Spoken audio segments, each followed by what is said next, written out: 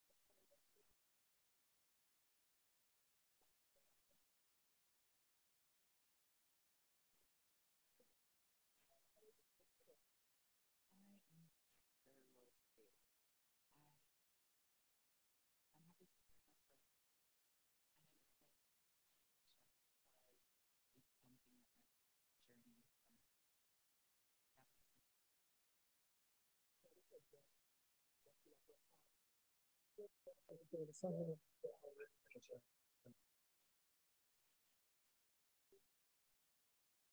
you. I love this class so much because it's learning from the guests, it's learning from the audience, and so I'm always so excited to be here. I'm excited particularly today because I've been running around like a headless chicken, and so to be here right now is actually self-care for me. So I'm just happy to sit.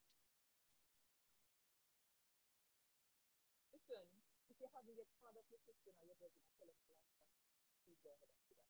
We're not even reaching to the juice, and we already having a beautiful talking from juice, right? That's what you're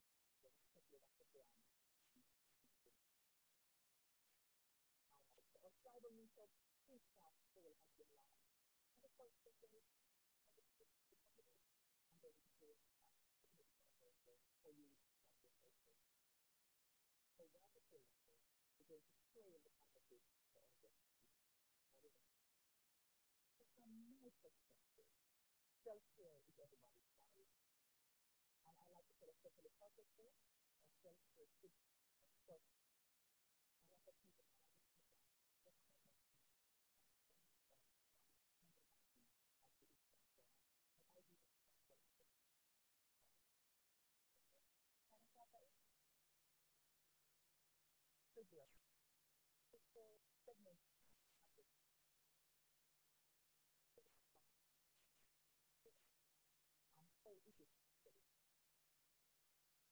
people segment a lot of us struggle with it because we feel like but what about my boyfriend, my husband, my wife, my partner, right? So we're going to talk about what it is, what it looks like, how is it different from selfishness, and how we actually do it. Because one thing that class is big on is giving tools. Right? So we're going to be talking about how do we actually do the self-caring thing, right? And then we're going to have a giveaway. We're going to have questions. We're going to laugh. We might cry. And then we're going to segue into segment 2, where we're going to be framing relationships and how self-care affect those. So Mr. Carla already do the deep reflective nod, Carla. What's at the top of your mind before we even get into the conversation today? At the top of my mind is one word, and the word is worthless. There are so many of us who are running away from the idea that we're worthless. Anytime we stop, anytime we slow down, anytime we do less than we've been doing, there's another person that comes to mind, and it's somebody who's been called worthless. And some parts of self-care is actually giving yourself permission to be worthless. Not that you're worthless, but you're going to fulfill that stereotype because we're not actually trained to rest. We're not socialized to rest, and we treat rest as a failing. And so for me, that idea of becoming worthless, Carla, was a big barrier to me taking care of myself because once you slow down, Everybody call you. No, girl, then one time you did a do a whole heap of thing. Remember, you stood up on TV and you're on Instagram. I'm not seeing again because I'm tired. I'm sorry. I'm one sumati, right? So that idea of being worthless, I had to just let go that word completely and release my judgment of so-called worthless people so I could take the rest I needed for myself. Early, but we're going in. She come out strong, don't you? So she look joyful people. Before I ask you to go, into it, I'm seeing a little bit of a nod from our participants that they just started to hear us. Oh. So we just want to do a quick recap of our opening. I'm Kamala McWhinney. This is season 4, Life Class episode 4 in the series. Carla Moore is with us. Dania Beckford is with us. And we're talking about me, myself, and I, whether it is selfishness or self-care. We have just launched our poll. We're going to read the results in a moment. And Dania is going to tell us what's at the top of her mind as we're coming into this very powerful conversation. Well, at the top of my mind is the things that we tell ourselves, which kind of filter into what Carla was saying. So for me, confidence is always at the forefront of everything that I do. And in being confident, it is your definition of showing up authentically. And when you do that, there are certain things that you have to tell yourself about yourself. And so filtering into the worthless conversation for me, it was, I guess, the same conversation, but using different words, with always trying to be useful to everybody. Like I'm always, okay, what are you wearing to the party? What are you wearing to the event? Okay, and what are you going to do? How are you going to pose? And what are you going to say? I'm always trying to help everybody through everything. And as Carla said, tiring, like, I'm tired, I want to sit down, God no. Yeah. And so for me, self-care is important because it's how I take that time for myself to comfort myself, to rejuvenate. And I'm glad you're able to sit today because she was saying that she's tired. Jano. The life class stage for her this evening is self-care. Trust me, Kamala, I was gonna wear heels because you know me is a heels girl. And then when we really put on the heels and feel on my body heavy down on the shoes, I say, say, self-care, me will have Bridget today. We applaud your decision, right? And you look fabulous as usual. So let us launch the results of our pre-class poll. So the first question, how would you describe your current mood? So we have, let me see now if the maths is working with me. The math is mathing. We have 85% of our participants who are either okay, happy, or ecstatic. And in life class, you don't have no judgment. How you feel is how you feel, right? So for those of you who don't really feel at top of game today, hopefully the good energy in the room can help us to shift, and if not, that's okay too. Yeah. The second question is, how would you describe your current self-care status? 41% of people say, I'm getting there. 30%, Carla put up our finger. 30% of folks said, I haven't started. Can I let me scroll up, please? I haven't started to practice self-care enough as yet, right? 17%, I am very invested in practicing my self-care. And 13% say, I have a good way to go and I'm willing. So you're in the right place at the right time. Question number 3, what has been the hardest part of the self-caring journey for you? 23% of people said not knowing how to practice it. And I think that's why we're talking in practical terms this evening, right? 17% said feeling like self-care is selfish or conceited. We're not surprised. 43% managing the boundaries that affect self-care. And 17% said struggling with feeling guilty when I say no. And the audience said, I hear a groan in the audience, right? It's going to be hot in here this evening. What are you expecting from this class? Tips on how to practice self-care and acceptance. 44% of persons said inspiration that will help me stay committed to my journey. And 17% of you said information on how you overcome the trauma or the drama of our past and get into a better relationship with ourselves. So we have our work cut out for us, right? And it's going to be, I know that many of the people who are coming on are going to leave with so many nuggets, right? So first of all, Carla, what does self-care mean to you? I'm so glad you asked. And because my definition of self-care has changed so drastically, I had to write it down.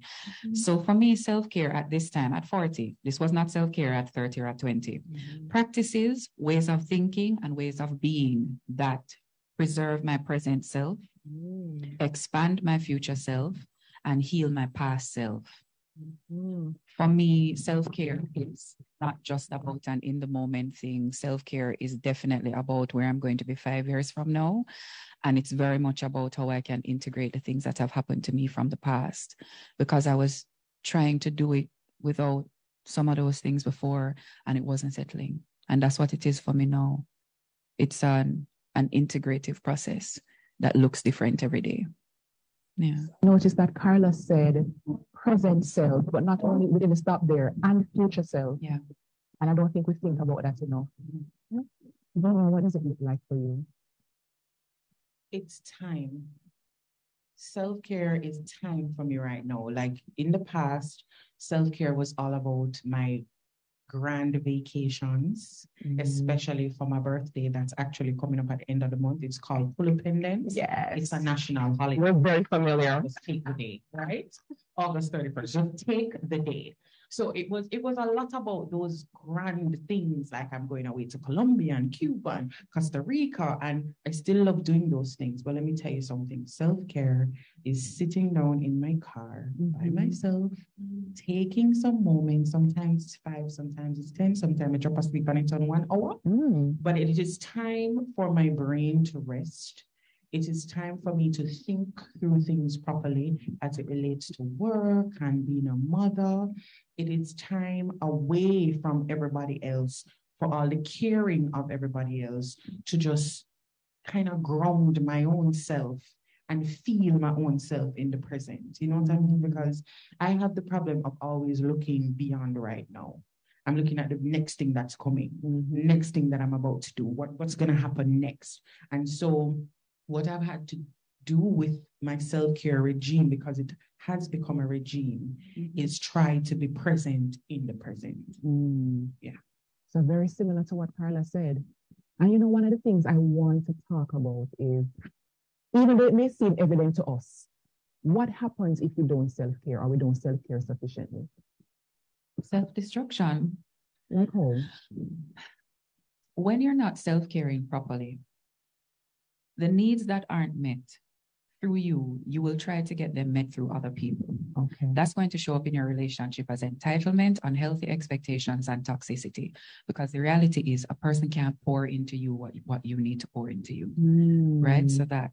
But on the other hand, chronic pain, actual physical ailments that come up in your body, you can know which part of your self-care you're neglecting based on what part of your body is hurting you. If you have pain in your neck and your shoulders, you're overburdened and you need to say no more. You're carrying too much responsibility. You need to let it go.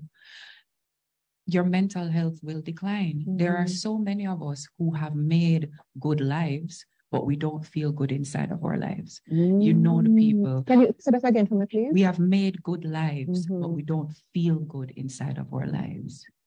You know, you're hitting all of your career goals and all of the things you set out to do. You do them, you buy the house and you buy the car, and you're unhappy in the house and you're driving the car with your handset, so your jaw. I see you in traffic. I see you in traffic. Why you look back so? Stephen said, Carla, you're talking about. In a good Benz, just unhappy. Another Benz, right? Just suffering. And that's what happens when you neglect yourself, because you're taking care of the parts of your life that, yes, those are important, but those are about the outforming of your life.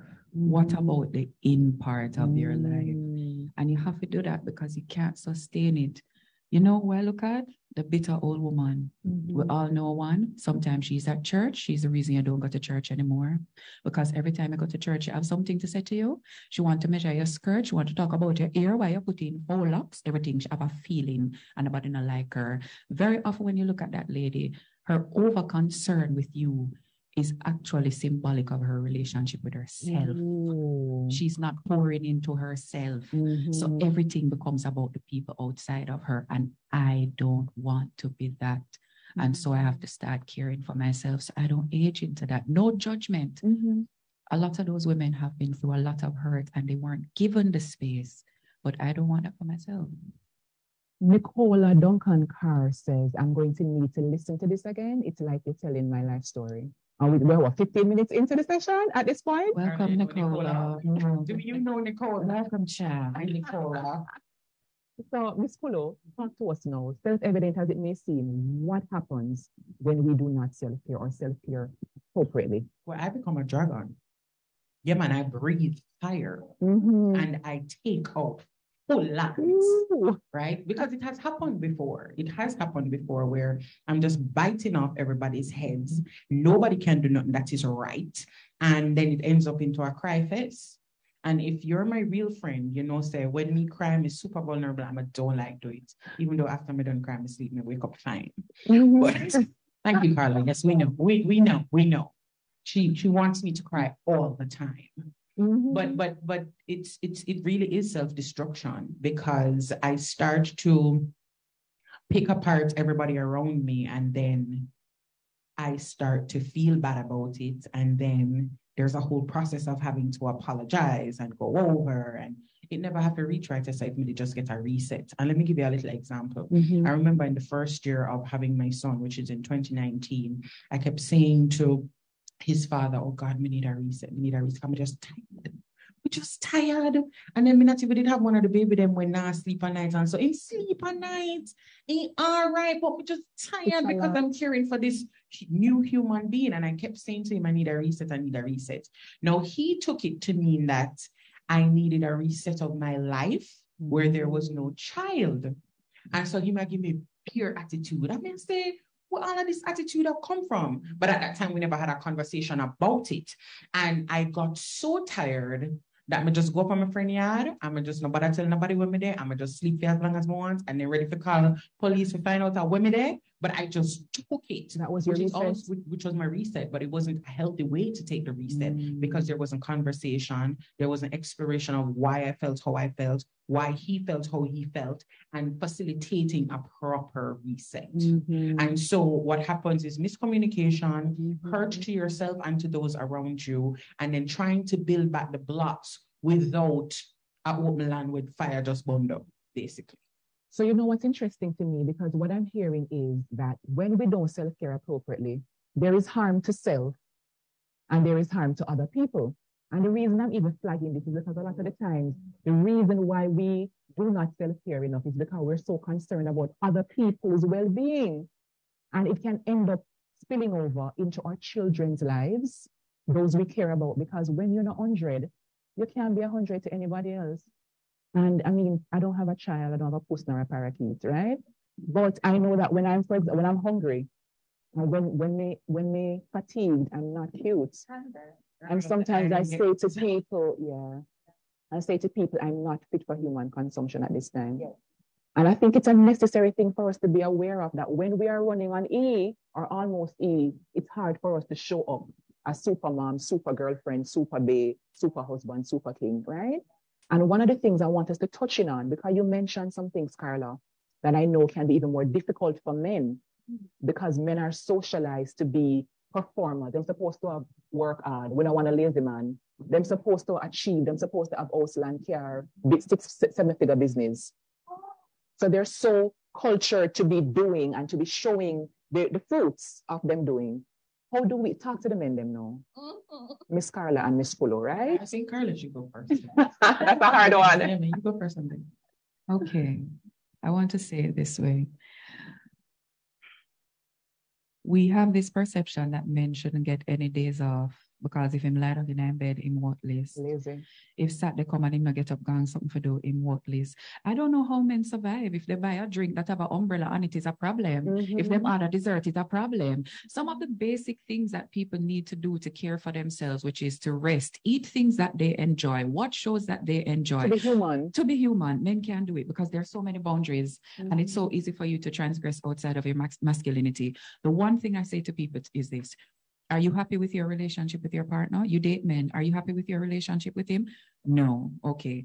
Are you giving him space away from you to do things that might make him okay?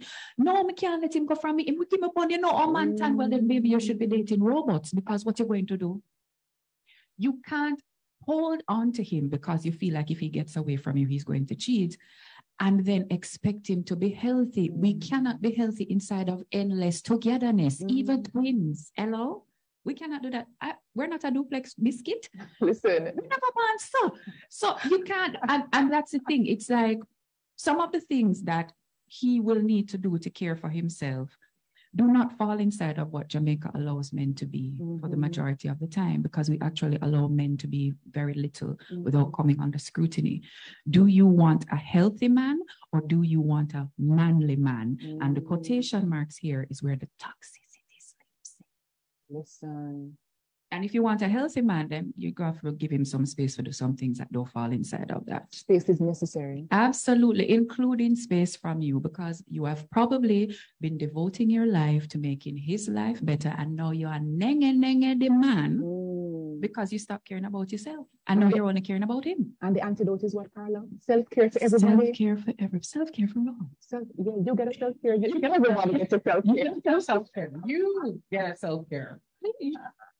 The space thing for me is very important. I believe that we have inculcated these traits in men of a facade of confidence. So they walk around with their head held high and them peacock tail broad, but they aren't really honing the skills to care for themselves. Their care is about caring for the woman all the time and worrying about making sure that the house is well and the kids are fine financially, because it's not the mental and emotional part, it's bringing in the money part that they're concerned about a lot, which brings in the trouble of him out there try work, or he might keep on a think about the money situation. And then you are falling apart because probably you have other emotional needs that he's not tending to because he hasn't tended to them in himself. This whole thing of men not crying for me is a problem, because the things that happen in our entire life as human beings, at some point you want to just release. Carla, I will deny that I said that. It's but just we've recorded it. It's just growth. It's recorded. No, but the release is needed. And when you don't do that release, and when you also, because some man itch up under the woman them too, you know, some man itch up under you and no why you gonna away, no why you're gonna away with your friend them, no why you do nothing by yourself. If it is that you want to just check into an Airbnb and sleep for a couple of hours. No, a man you're gonna sleep with. No, I just don't want to be right here, right now. I want to check back into myself. And why aren't you doing it? Why aren't you doing it too? So it really goes both ways. Yeah, you said something, Dania, that sometimes it could be true that the man is not able to tend to the needs that you have because he hasn't been given the space to tend to the needs in himself. Exactly. That is, we could have talked about that for the whole night. Because so often, like, we're walking around expecting people to feed into us.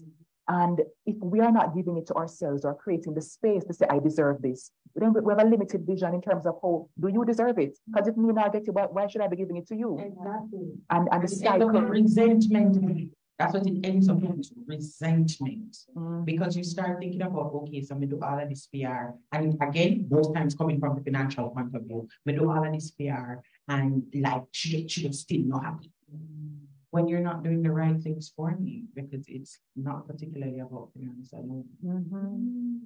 Khadija says, I know a very bally woman, she bally, who says if her man ever cry, she won't see him the same. Yeah. She said, his mother after dead for him to ball, nothing less. No, talk the truth now.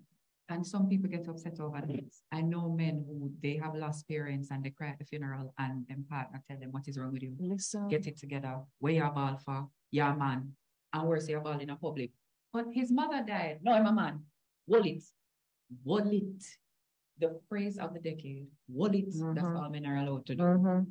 And then when them can't hold it no more now, a devastation. Yeah. We don't have to say too much on that because the landscape at this time is very telling of that dynamic. We have all the evidence of that as well. So we're level setting it up because we say we're giving solutions, right? And we talk about what self-care is, why it's important. Explain to me now, how is it different from selfishness? How we draw the line? Because to me, boundaries, healthy boundaries is an important piece about how we draw that line. So talk to me now. Let me go to you first. Well, give Carla a minute. Boundaries is about choice, and balance. And balancing is choice because you choose what you want to do. And so when you tip the scale one way or another, it's too much of each. And so for me, the difference between self-care and selfishness is ensuring that there is balance between the two. So you can't always be taking this alone time because there are things to be done. We live together and we thrive together. You don't thrive on your own. There are other people around you. They help you up. You help them. They help you up. You help them up. This is how the world works. And so if you're to alienate yourself in the name of self-care, then you are also alienating your purpose to thrive in a world together where you benefit from the togetherness as well. And if you always want people to be giving to you and you are not reciprocating, then you are selfish. There has to be balance, and balance is choice. Yeah. Well said. Lady Carla, what you say? It's there. Self-care is not about avoidance of your life. Self-care is about improvement of your life. It's about expansion of your life. I think sometimes when we have this discussion about boundaries, we forget boundaries are about connection. Boundaries let me know how I can safely engage with you. And so sometimes when we say I'm practicing self-care, actually what we're doing is we're momentarily running away from a life that don't feel good. So you lock off your phone and you go, you take down your WhatsApp picture. The WhatsApp picture go black, you know you're in a problems. Sometimes we start posting a little quick social media. Take a break. And then you post a little critique something them, but being all alone, and then you stop posting, you know, answer your phone for a week, and then you come back in the same life, you know, because my love, what did I magically change in your life in 1 week where you did absent from your life? Saying that you don't need to take a break. But self-care is not about avoidance. So how are you being interdependent in a way that is healthy? Are you engaging your life from the perspective that I plan to remain present in my life, and so I want to make the best possible version of my life? And that's where the boundary setting comes in. And that's the difference between self-care and selfishness. If I were a selfish person, I would allow myself to run ragged to the point where I have to keep running away from you to keep my sanity. I would allow myself to be so drained by our relationship that I have to keep taking a break. We need months, weeks of not speaking just so I can stay in relationship with you. Self-care is me learning to say no to you, to ask you to please be better, to require myself to be better so I can stay in relationship with you, because that's what we both want.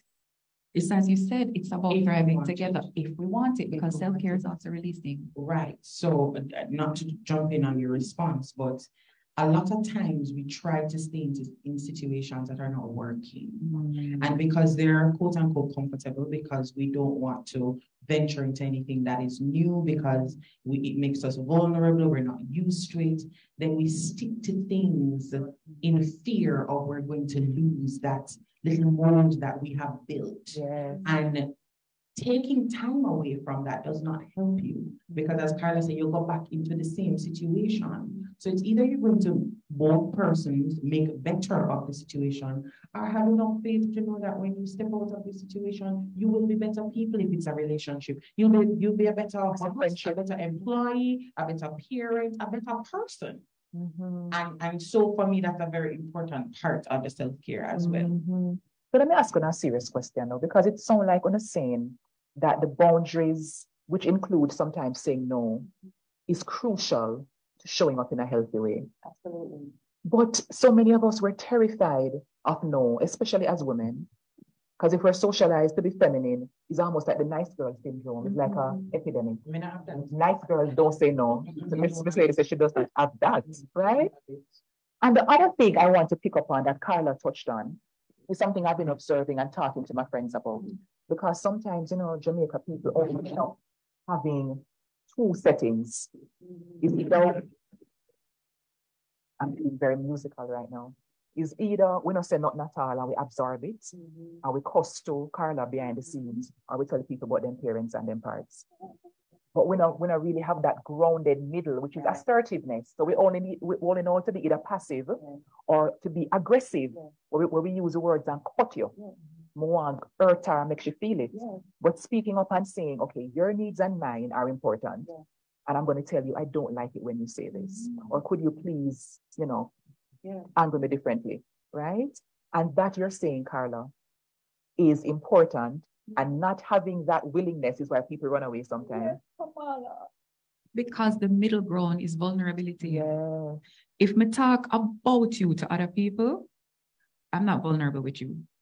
If me come when I'm ready for fire, dragon, bam, I'm not vulnerable with you. When I ask you for something and I have to wait to see if you're going to do it, that's vulnerability. I'm waiting to see if you value this enough to give what I'm asking. I have to be honest about what I want. When we come for bond down the relationship, we're done.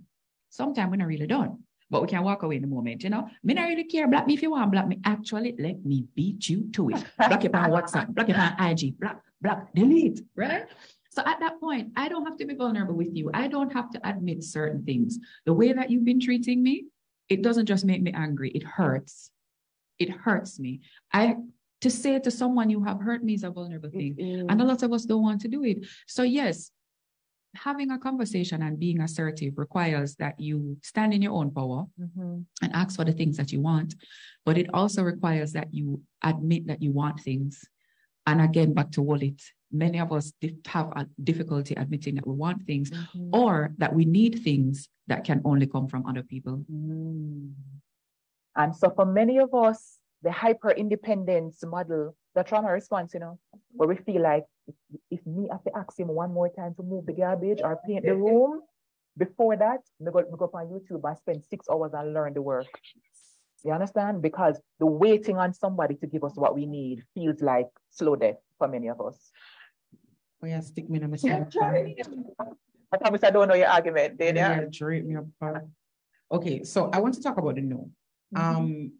Fortunately for me, I've never had a problem with no. I have always, my mother says it to me all the time, even when I was small, even if I knew that, and I had evidence because of precedence that I would get beaten or punishment or whatever it was meted out to me, a sanction for saying I'm not going to do that. I don't want to do that, mommy. I'm not doing that, daddy. I was always okay with saying no because I know what I want and I know what I don't want.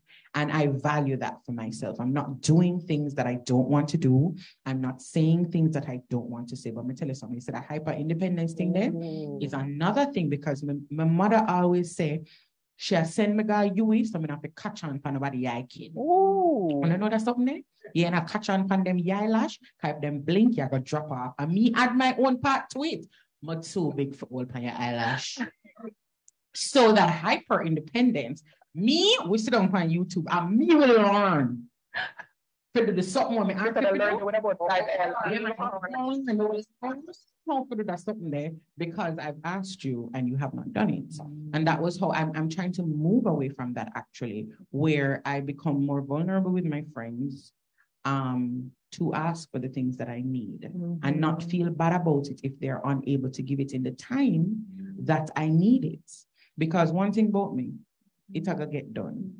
So you just have to tell me if you do it, if I do it, I never find somebody else to do it. But sometimes your family, your circle wants to do it for you, but they can't do it right now. And so this is where, as communication specialists, all three of us, that part of life is also important because if you're unable to do it for me now, I also want you to communicate that to me. So it's not like Dania and I like me not want to do the thing for you, just can't do it now. You can wait till tomorrow, whatever. Because sometimes you can wait till tomorrow. But you not say nothing to me, I'ma feel like say you make me accept this and you never do it, but to them I want to make her get it done. So communication is also a part of how we self-care and how we care for others. Yeah. Could I add something to that? Self-care is also a part of your personal greatness. But self-care is allowing other people to add their energy to the thing that you're trying to do. One person trying to launch a business by themselves, tell me if I lie, one person trying to launch a business by themselves is very different from somebody who have a team of 5. Talk truth. How much I want to have dreams will catch up because I don't have no team. Carla. Yeah. Carla, let me tell you about this thing when you keep on doing this. talk the truth. We are here as a family and we are speaking. Self-care is recognizing that my dreams are bigger than this fear. And so I am going to ask for the help I need so that my dreams can come out of my chest and begin to live in the world. And self-care is therefore courage. The audience say amen. Amen. Right? Because what I can achieve, yes, we have limitless energy, right? Yes, we don't have limitless energy. Lies. My 40-year-old bones say otherwise. I don't have limitless energy. I have a good amount. I have a portion. But there are certain things that need to occur that I can't do it, especially when you start to juggle your mom, right? You chronic pain, right? Whatever you're dealing with, let other people in. And self-care is about asking yourself very difficult questions about how your current way of being is standing in your own way. It's not brutal honesty. I don't believe that honesty has to be brutal. It's a loving and authentic honesty, but it is pure. It is a deep and pure honesty to say, am I caring for myself to continue to act in the way that I have? And if I continue, all of the greatness that is in me, is it going to make it out this lifetime? And Carla, before you come in, Dania, you mentioned earlier the piece about the future self. So I think it's something that we can all start to practice more of, to ask ourselves, if I keep saying yes to this, if I keep showing up like this, will the 60-year-old, 50-year-old, 39-year-old, whatever version of me like this, am I being kind to that person as well? Because sometimes when the boundary is not 100 to, somebody say, Dania, can you come and do 15 presentations in 2 days? Dania say, yes, yes, yes, all 15 times. And Dania forgets the day, actually, I go home. When she have to go dress up and go to the 15, the future. We get so caught up in the moment of, make sure no semi nice. I want Carla to feel like I'm the best person ever. I'm going to say yes. But what happens when the day comes? And Kamala has other things in the background and she still have to come do the things then. You know what I mean? That day has actually come for me before. So I know exactly what you're talking about. But I wanted to comment on something that Carla said about starting up, and she pine for me, starting a business by yourself and starting it with 5 people. And I wanted to give an example of my podcast being Broadtail. And Carla was one of the guests on that, where my whole world shook for me. For that, when I said I wanted to do a podcast. So my best friend, she gave me the set, and somebody else, my other friend, it's her studio. My other friend is the makeup artist. My friend is a guest. My production team are my friends. My producer is right here today, and everybody showed up for me. But guess what? One of the day then, when we did want the set fit in at the place, my best friend from I was 6 years old, she had other clients and the furniture was just not there for me. And I had to choose another place to give me the furniture. And I feel like a way come I want my best friend furniture to dip on the set. But guess what she did? In the nick of time, she brought 1 bouquet of flowers. So she said, this have a look better on the table. Not her table, not her chairs or anything. And at that point, I said to myself, she still cared for me. I felt better. Even though I know she also knew that me would have feel away because I'm going to fear things up on the set with me. And then another example today, a very short one. Kayla, my friend who just flew in from New York. Kayla said to me today, me tell us I run up and down like headless chicken because I have a very big publicist job on the weekend. And Kayla said to me, I feel like you're doing too much. And I feel like even if we have to barter, I can help you with some of the things. And one of the best things I'm here today, because she coming to Jamaica for her own thing. And just saying to me, you do too much things. Maybe if you pick her up for come, right? But me forgot. When I almost reached me, I said, Kayla, you can drive, come, I forgot. Which means that she has seen that I need help. And I wasn't asking for this help.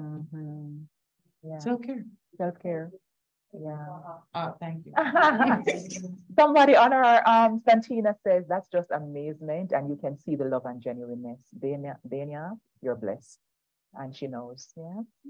So I want to share a definition, and you may want to listen carefully to the definition, a quote to the person who this quote is attributed to, because it just might be a question that you can win a prize for, right? There is a quote by Prentice Hemphill, and Prentice says, "Boundaries are the distance at which I can love you and you simultaneously." Boundaries are the distance at which I can love you and you simultaneously. And I use it everywhere. Every time I talk about boundaries, I talk about it because sometimes we kind of go to one extreme or the other. That is selfishness, where I'm loving me and your needs are like down here. Or I'm loving you more than I'm loving me. I'm showing up for you more than myself. That I want another situation. That is overextension and burnout and resentment and these things. You know what I mean? Yeah. And so I feel like that balance is necessary. And the good news is that despite the fact that many of us never grew up with the programming to have healthy boundaries, we can learn, we can practice, and we can therefore start to shift the needle towards better self-caring. Yeah. We have 2 questions in our Q&A box that I'm going to throw at both of you, learned guests, right? One of our audience members says, how do I know if isolation, which feels great to me, is becoming unhealthy? Is there a way to tell? Deep, right? I like it a lot, actually. For me, it would be the reason for isolation. So sometimes all of us need to be away from everybody. When the people are peopling, sometimes we need to be away from everybody. But what's your reason for being away from everybody? Are you running? Are you hiding? Do you think that being away from them will change what is going to happen when you go back? Are you dealing with the issues within the situation and then saying, I need a reset? Or are you just running away because you think, say, oh, becoming a dead for a little while, it's going to be all okay. So isolation can be good. It's what happens when I'm in my car by myself, or when I need to go on this little vacation, or when I go to the beach by myself. You can isolate, but what is my reason for isolating? And is it helping the situation? Is it just running away and you're branding or packaging it as isolation? I need time, I need to reset. So that's what I would do. I like it. I think that's it.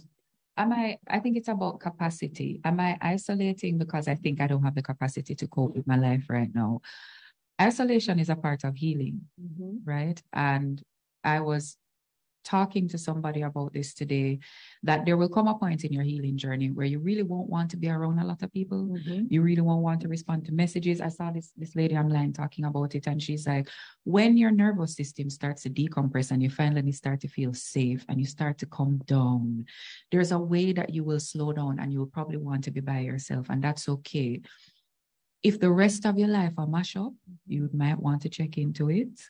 If inside of that isolation, it stops feeling good and it starts to feel like I want to go out, but I cannot make myself go out, then you might want to be mindful of that. And as Kulu said, are you isolating because you're hiding? Being alone and being always together can do the same thing. They can be avoidance mechanisms. Either extreme. I am alone because I don't want to feel what I feel when I'm with people. The solution is actually to probably change the people. But it's hard. It is hard. Being together, I don't want to feel what I feel when I'm alone. Right? Either one can become an avoidance technique. So it's about really checking in with yourself about the intention behind the thing. So I think a good question to ask for that person and the others coming here, well, in the room. But for all of us who are wondering about that, I think a good thing to ask ourselves is, what need am I trying to get met? Because sometimes, as Carla said, sometimes, we run away because we don't have the healthy boundaries. We don't know how to say, I don't like what you're doing to me. We're terrified to tell our mother that, Mom, I like when you said it, I feel minimized and I feel seen, and it hurt my feelings because it's Mom. Or how can I tell my friend who was there with me when I was sleeping on the blow-up bed that right now we can't let out the $25,000? So we sometimes, not all the time, as you both very eloquently said, sometimes we're running away because facing what the issue is just too much. And I saw our favorite internet therapist, Dr. what's her name? Nidra Tawab. Nidra said sometimes the things that we find ourselves complaining the most about tell us something about where we need to boundary up more. If you keep on and say, why do people call me after work hours? Then maybe we need to set the boundary. Or we set it already, but we need to enforce it. So if we keep on saying, boy, Carla just aggressive and she just talk to me like some mere pitney, maybe we need to say, Carla, I don't like it when you raise your voice like that. And if you continue to, then I will have to Bam, bam, bam, bam, bam. That last part, Kamala. If you continue to, then I will have to, because we are very good at pointing out the same issue to the same smaddy 1 million times. You have an employee, they never meet a deadline. Every week you go talk to them about the deadline. Every next week, they wait the deadline, dances away. See them there watching. But they bones. Yeah, because what? It don't make no sense. You have people who they speak to you in the same way. They consistently disappoint you. They don't show up when they say that they're going to show up. They're unreliable. And every day you get up and murmur. But guess what? Some of us are addicted to complaining because we're not getting the satisfaction that we want. Our needs are not being met. Those needs, the need to be held, to be supported, to be a part of a community, not being met. But I can get the sympathy need met. Every time I find a new person and complain to them about how the person wicked and stay bad, I get the sympathy need met. It's a loud amen. I say, girl. I saw she did stay. And you know how you know when you know one problem? When you are on your third person, because you done complain to two people already, and then tired of you know. Them tired of you know, them say, I don't want to hear about this again because you talk about this from last year. You talk about this pre-COVID, and them claim say COVID done, and you still complain about the same something. So you stop complaining to them, you know, you find a new person. Girl, you can't imagine what she just do. My love, if you're the somebody number 2 or 3, it is an addiction now, and you have to go into some type of therapy to get out of it. And I don't mean that as a disrespect. Me in a therapy. All of us. All of us. Nothing is happening. We should just go. All of us can do with some good therapy. All of them. Period, point blank, right? Before we start talk about a bag of other things, let me run into 2 more questions, right? Somebody says, how do you navigate getting out of those not working situations in a healthy way? This one is big, is it not? Yes, it is. Yeah. I like the word navigate. Navigate, okay. Because navigate, when I hear that word, I think geography, I think compasses, I think getting lost and getting found. And sometimes in navigating things like this is a whole journey. And so what you'd need to do is the reality check for me. I feel like a lot of times we're not being completely honest with ourselves about the things that we need, about how much we can give, about who we're with, about who we want to be with, about situations that we put ourselves in. And the last one was the issue I kept having. Sometimes I just put myself in a certain situation, and then I wonder, oh, I retry to so. I mean, all I said to myself, oh, I retry to so. And sometimes I said to my friend, them, oh, I retry to so. And then I'm looking at my face and I say, oh, yeah, you know how you retry to so. You know what I'm saying? And if it's being honest with where you are, check in. You can't keep lying. You can lie to everybody else, but self knows. Self knows. And so for me, that's where the navigation starts. Miss Dania, you said something a while ago, and I'm gonna know if you know, so you say it. But what you had said was, sometimes your friend them give you the feedback which is not sexy, but we need to hear it. Sometimes we know what needs to be there, but it's not attractive. So we make up all kind of narrative about why we can't do it. So you know that this person needs to get a proper conversation about why this is no longer working. But then you worry about someone think your eye, through it up on life class, no. And through people know your name, no. You understand? Through you gone from J and something and they might pay you and so all up on a sudden. Backdrop. Listen. Backdrop. And I'm like phone and these things, right? Individual. Like you know better than all these things. You understand? And the reality is sometimes we need that kind voice of accountability to say, Kamala, Patrice, Elizabeth, McWhinney. Not Kamala is Kamala, why are you continually complaining about this? You know why? Sometimes your friend know, you know why, Kamala? Because you don't want to have the difficult conversation. But sometimes we believe that friendship should never challenge us.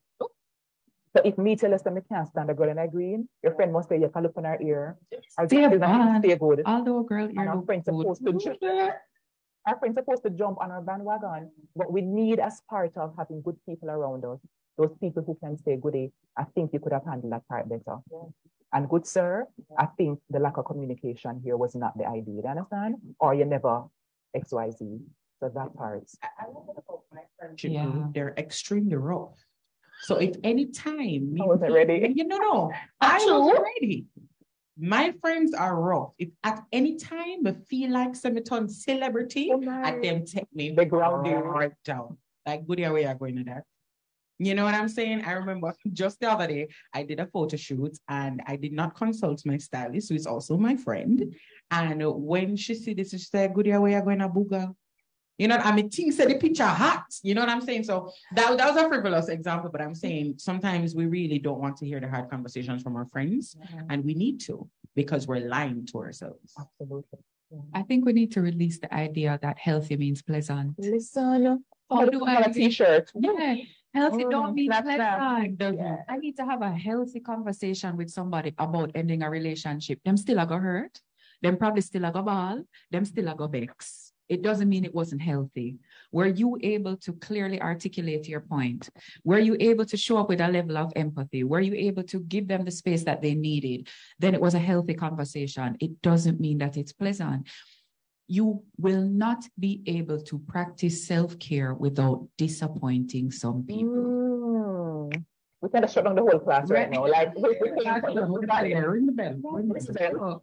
Like for me, I've had to say it. I'm like, some of my self-care has been disappointing my way to freedom. I have had to disappoint a number of people so I can get to a place where I feel free in my life.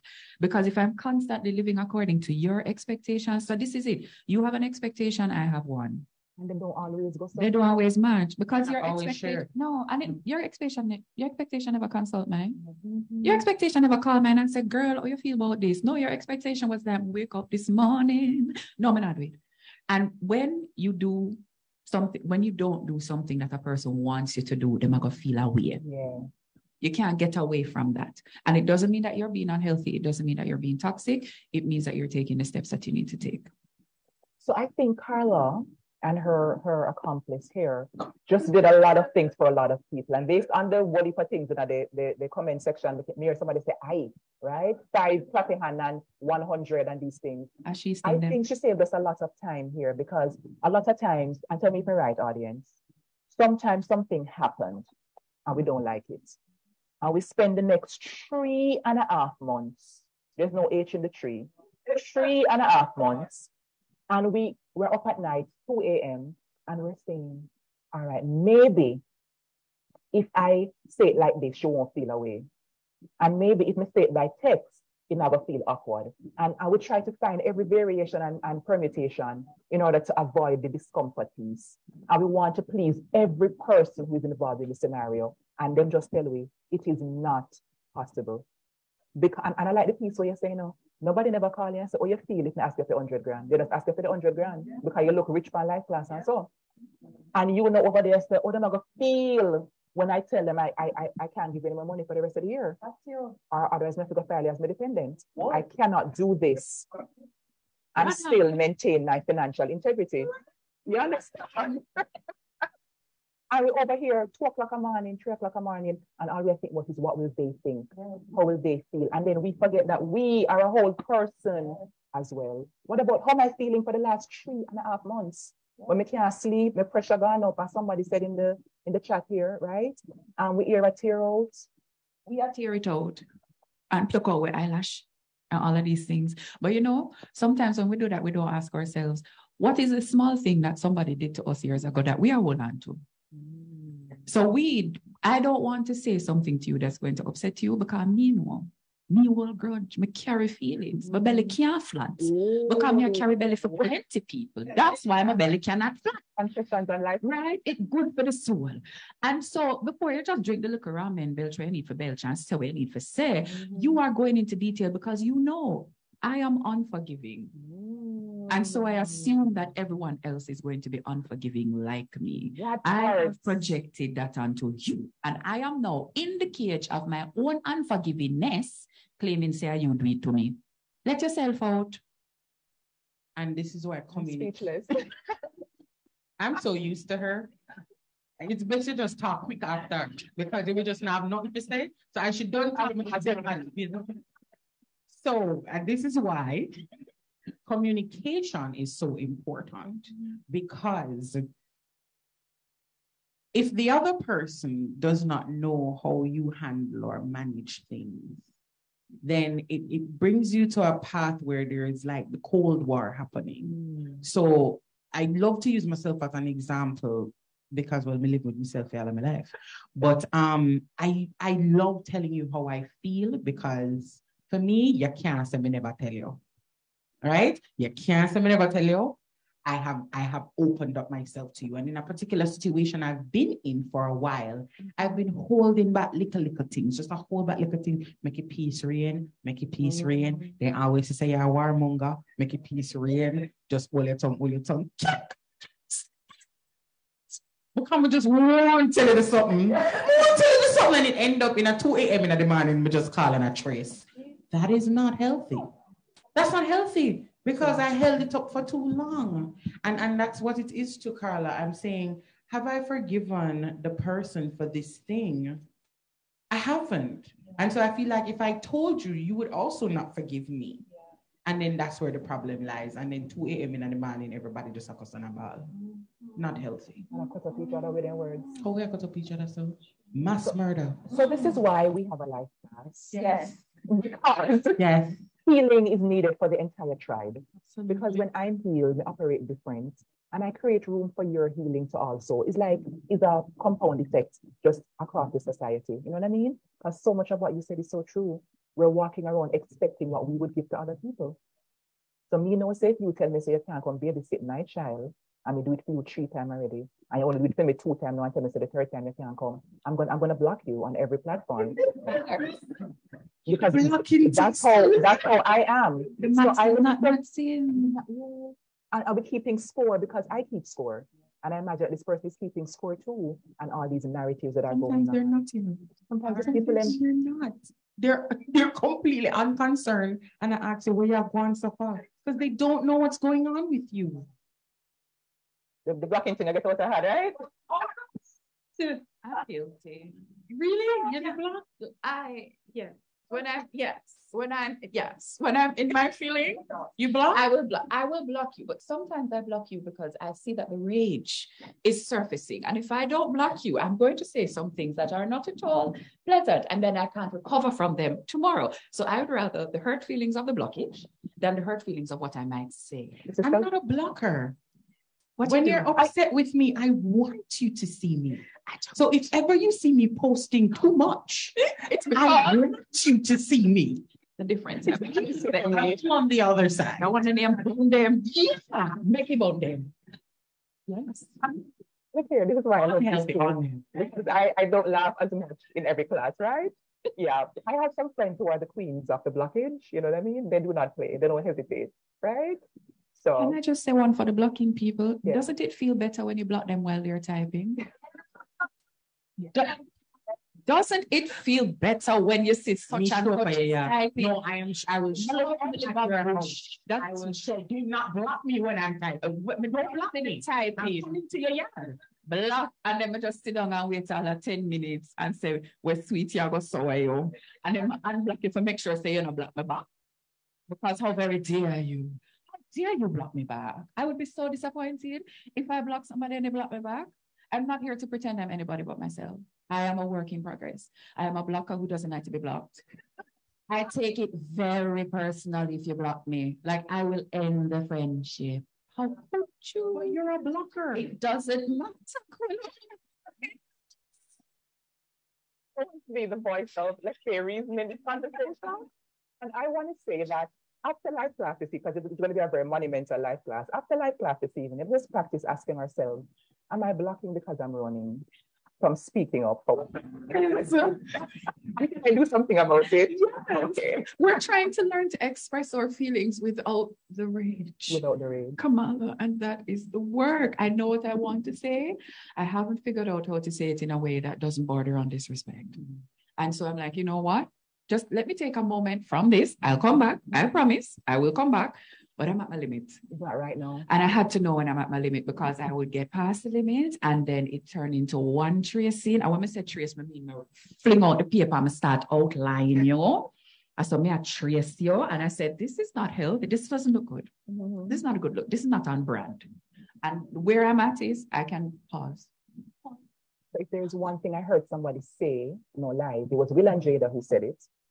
way back, pre-Will and pre-current Will and Jada, right? They said a very powerful thing. I won't say it, but yeah, you can say it. Pre-incident, right? They said that sometimes they get into some heated arguments, and one of them has to say, I'm not able to be kind right now. And I thought it was like, to me, it's the power of the pause. If we ever answer you right now, we may not make it to the next anniversary. So let us just pause. And as you said, come back. When we commit to come back next week, or Friday or Saturday morning, let me actually come back and talk about what needs to be done. But in this moment, I'm seeing red. I can't stand you.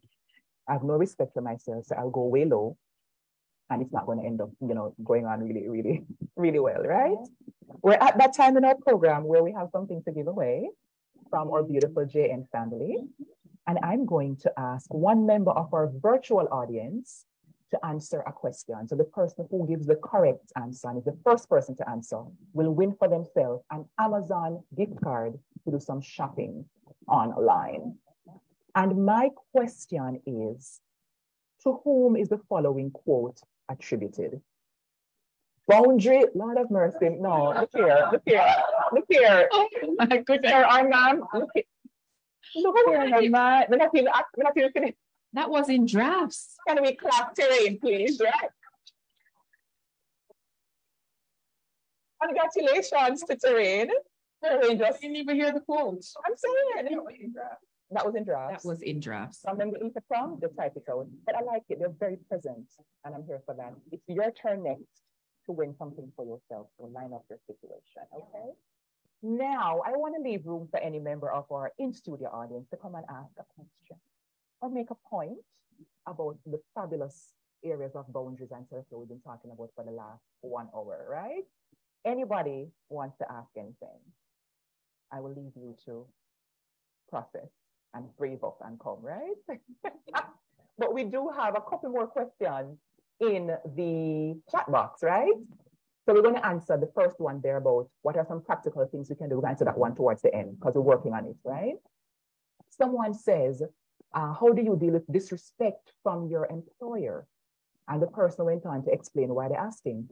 My pressure went to 182 over 99 just because my employer was really disrespectful. I internalized what was said and done, and as such, I was impressed. I feel it in my DNA. I feel it in my bones, right? How do we deal with disrespect generally? But I mean, employer, but in general, anybody? Well, something that I've always said to my employees is that there is power to the employer and to the employee.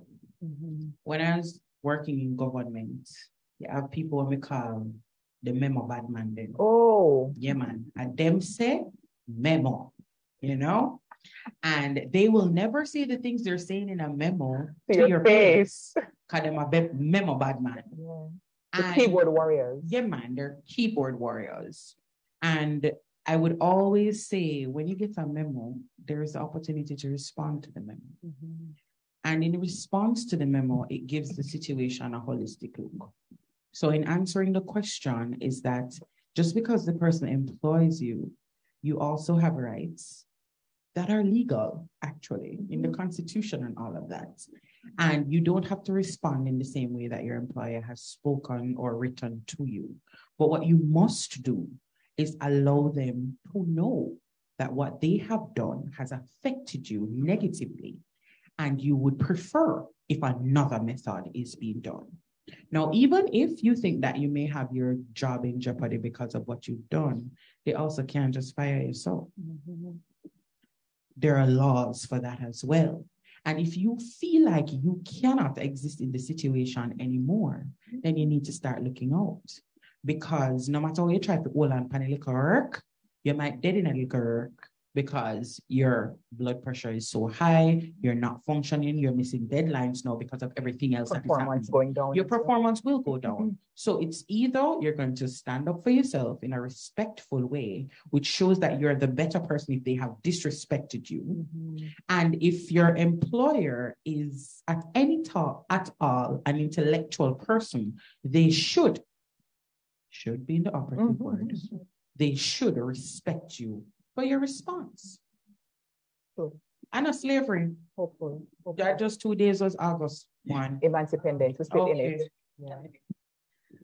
I agree with Dania. I think understanding the channels that are available for you to address the situation. I think a lot of us show up to work and we don't understand what options are available to us should something happen, because we come from a culture for cuss and go back our desk. We cuss and we go back our desk. But we also, unfortunately, in some of our workspaces have cultures of victimization, where if me should have go say something about it now, then the whole bangaranga go come down for me, the whole house go come down for me. And people are afraid of that. So knowing what's available, knowing the limit of what's possible inside of this organization for you. And also to ask yourself this question: if this is the culture of this organization, do I want to work here? I think when it comes down to employment, we know that, things, we need money.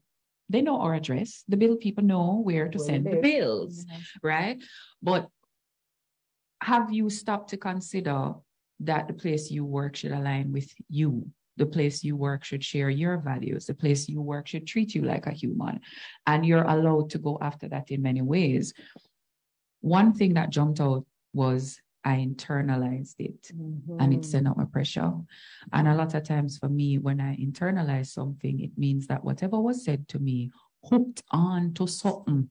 Where did I play already? Right? Some of us, we don't like when nobody criticize we. With somebody, we spoke earlier about setting boundaries with family, when the family goes, no, say a big like hot post. No. Where you bigger go? Favorite one? As big as I can possibly be is where I'm headed to. As much space as I can take up in the world is what I'm trying to aim for. But sometimes we are inside of these situations and we feel like we don't know what to say. But there's a thing that starts in the mind. There is a hook. We don't want anybody to even mention our body, even if they're not critiquing our body. Some of us don't even want to compliment because we just don't want nobody say nothing about our body, because we already have one internal tracker play. My neck too long. I'm going to understand my belly big. I'm going to need them now. I don't know why we decided that foot that shape like this was the only attractive foot. I don't know when we made this decision. So if your foot them live loving is a problem. Nothing wrong, Want to talk about peace and unity and them something there, your foot them live at peace, we no problem. Anyway, no slander to bow-legged people, it is what it is. I'm not needed to represent for my side. But what did it hook on to? When your boss said those things to you, how old did you feel when you were hearing them? What is the soundtrack that was playing before, and how did what your boss said confirm something you already believed about yourself? Because addressing the external is one thing, but addressing the internal is another. Let me say the two, answer them together, just flip 100. Beautiful, because I love it. Yes, no, all right. We tried to make a talk show one time, but then she went away to Canada. But you're up. Give me. Give me. No therapy, self-care. Yeah, it's self-care. She's speaking her truth. Yeah. So we need to know that I am not a child in this place. Right? Being an employee doesn't mean that I am enslaved, that I have no rights, no needs, no say, no voice, right? And a lot of us, we socialize in that, where positions of leadership automatically mean that we have to small up ourselves in relation to them. And of course, there are many people who are in the positions of power who will tell you that even disagreement is framed as disrespect. You suppose if me say yes, if me say no, you must just say thank you, master. There should be, then say no, right? And so for a lot of us, we end up entering the space like that too, where we are. And you said the powerful piece about what's playing on the inside, because sometimes we're framing our boss, our employer, in the same role as mommy or daddy or pastor or youth leader, somebody who was in a position of authority in one other part of our life that said some things, and we're literally playing out the same cycle. So sometimes if they critique our work, we don't read on the paper, on the memo, that the quality or the standard can be higher. What we read is that I am trash. I am worthless. I'm going to play host and say it like Kamala. You said something, and I don't know if you knew what you said. It. But you really did say something. It's how you show up the very first time. I remember going to a job interview, and they had me waiting for an hour, and nobody came out to say, we're a little late, so, sorry or not sorry, where nobody said anything.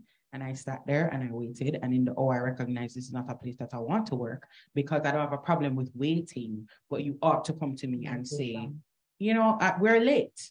Because if I came an hour late, you would not see me. And so I waited my turn. I went in there and I sat down and they said, okay, so tell me about yourself. And I said, well, I don't want to work here anymore, but I wanted to let you know that I stayed, but I made a decision while I waited because you did this. And if I did that, I know it would be different. And they ended up writing me a letter of apology and everything. But my point is, you made that point that I didn't even realize at that time, that it is how you show up that very first time that allows persons to treat you in a certain way. So the subservient, no, it's not like you're going in to disrespect anybody, but you're a whole person. And if you're confident in what you do and that you're an expert at what you do, or an expert at learning something new, Yes.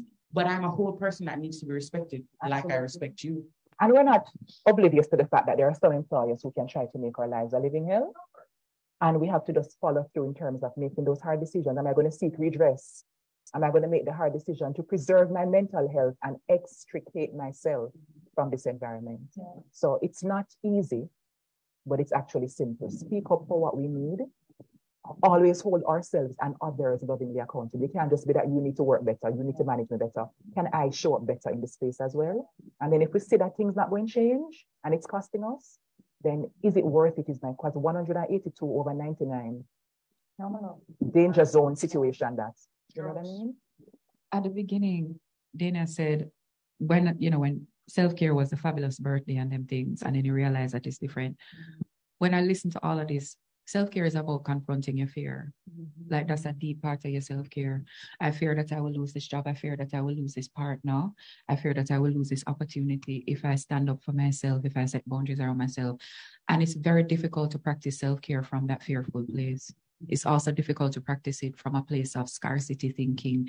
If me lost this a job, you no more job no day, because you know how Jamaica stay, and you know links around the place, and a man never me come from, and a Kingston me a drive. Hi, pause, take a couple of deep breaths and let's regroup, right?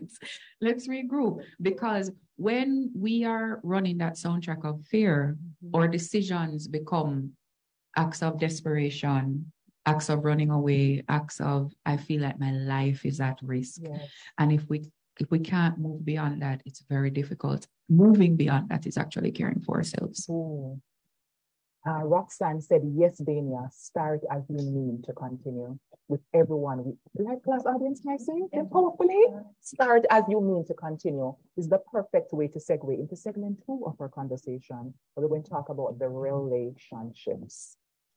And I am very, if I'm nerdy or very creative, but I don't even want to start us off talking about the romantic spaces. I want to talk about relationships with some concepts. What is our relationship like with ease and with receiving, with Eve? You struggle. Yeah. Toxic. Because for many of us, if something look a little too easy, we're so addicted to the struggleousness of life. Struggle love, strugglation. We must always be grinding in order to receive. Your nose after run.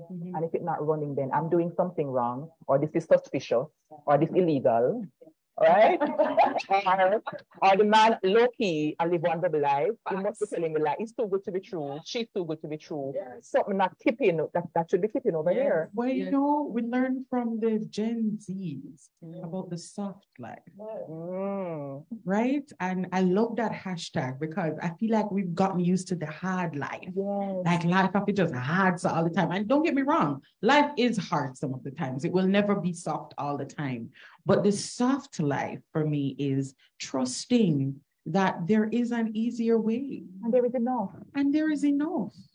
And that is actually something that I have been learning in this part of my life, because moving away from a 9-to-5 into full entrepreneurship, girl, on the work, like, what? Can you say, suppose one day a pandemic happen, do I have 2 years of reserve money? Everybody are telling you're a mom. You invest? You think you're dead for hungry? You have to go call your friend and beg her crackers? That will be 8% him go prep school. Not the crackers. The crackers, right? And so it all just have fuel in your head. You have to lock in these clients. You have to make them happy. You have to this, you have to that. You have to stop. That's what you have to do. You have to stop. Because you're gonna burn out and you're not going to be able to do any of the things where you're run down.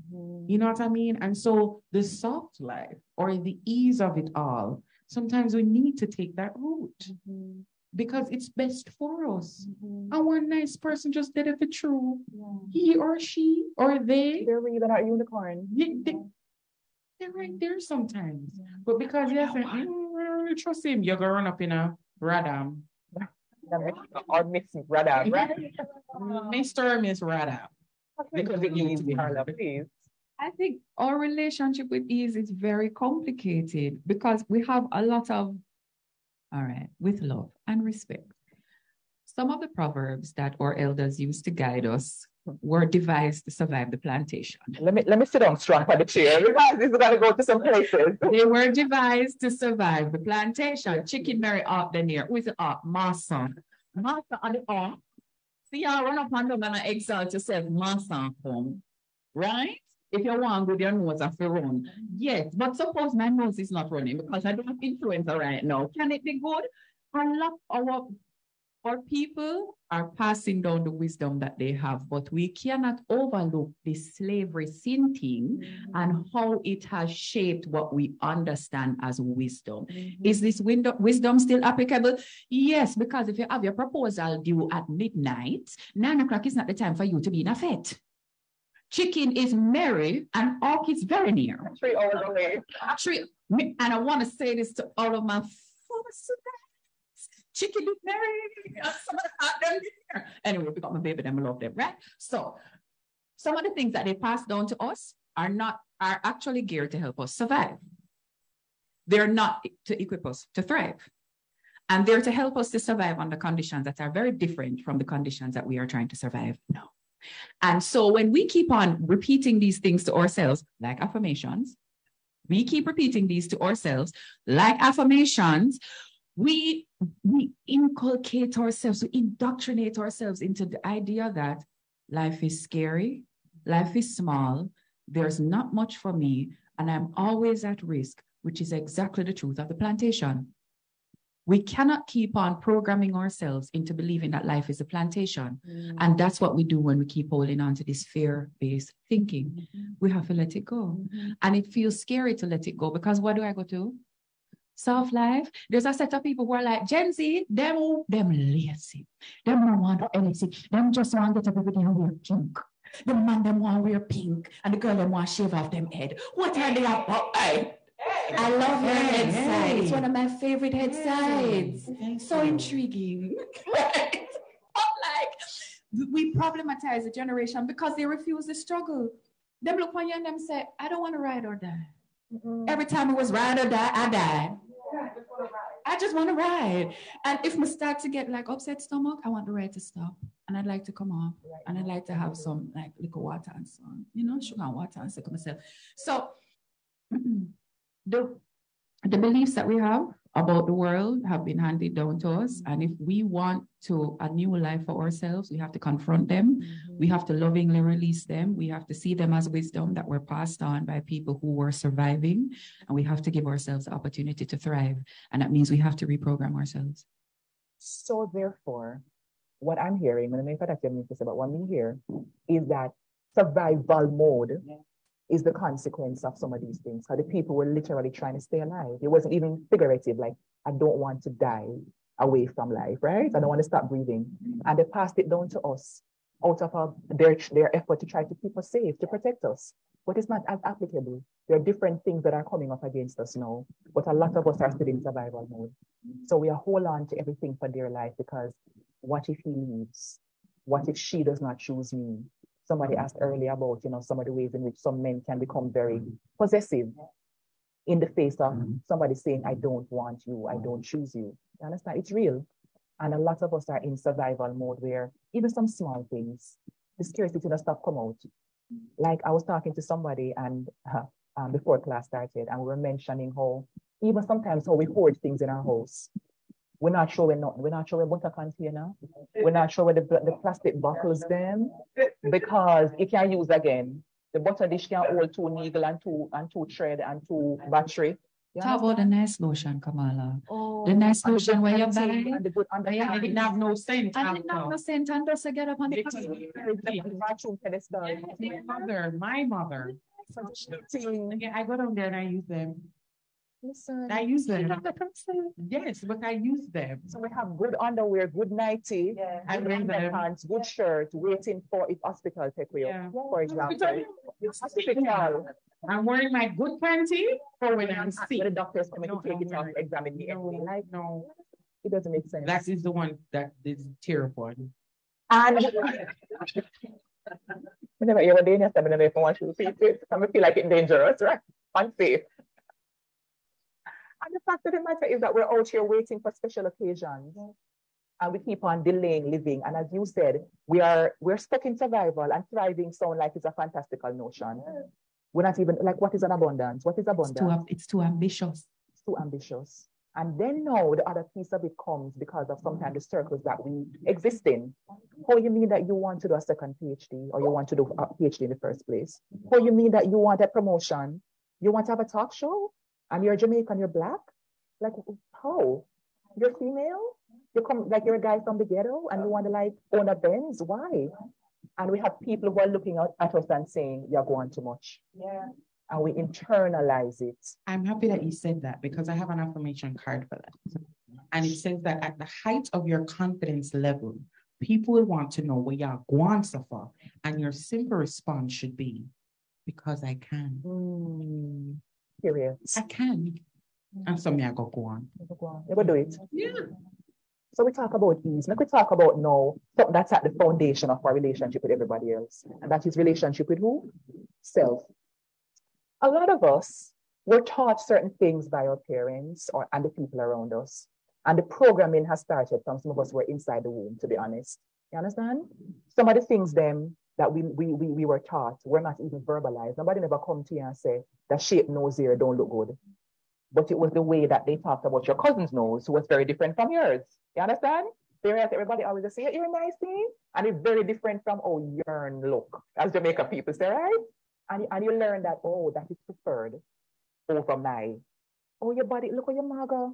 And you learn that another body type. Look how you're fat, another. Sometimes our family never come to us and tell us that, don't aspire to go to university. But in other ways, then teach, we say, people like we are just how we stay. And so we grow up now, sometimes we look in some situation where it can happen, some good things, and we self-sabotage, morning, noon, night, and in between. We create reasons to not get the job. Right. And this goes back to the things that you have to end up telling yourself. So this relationship with self, it's a communication with self. It's an upbringing of self, because you have to let go of some of the things that you were taught indirectly or directly, and say, what do I want from my own self?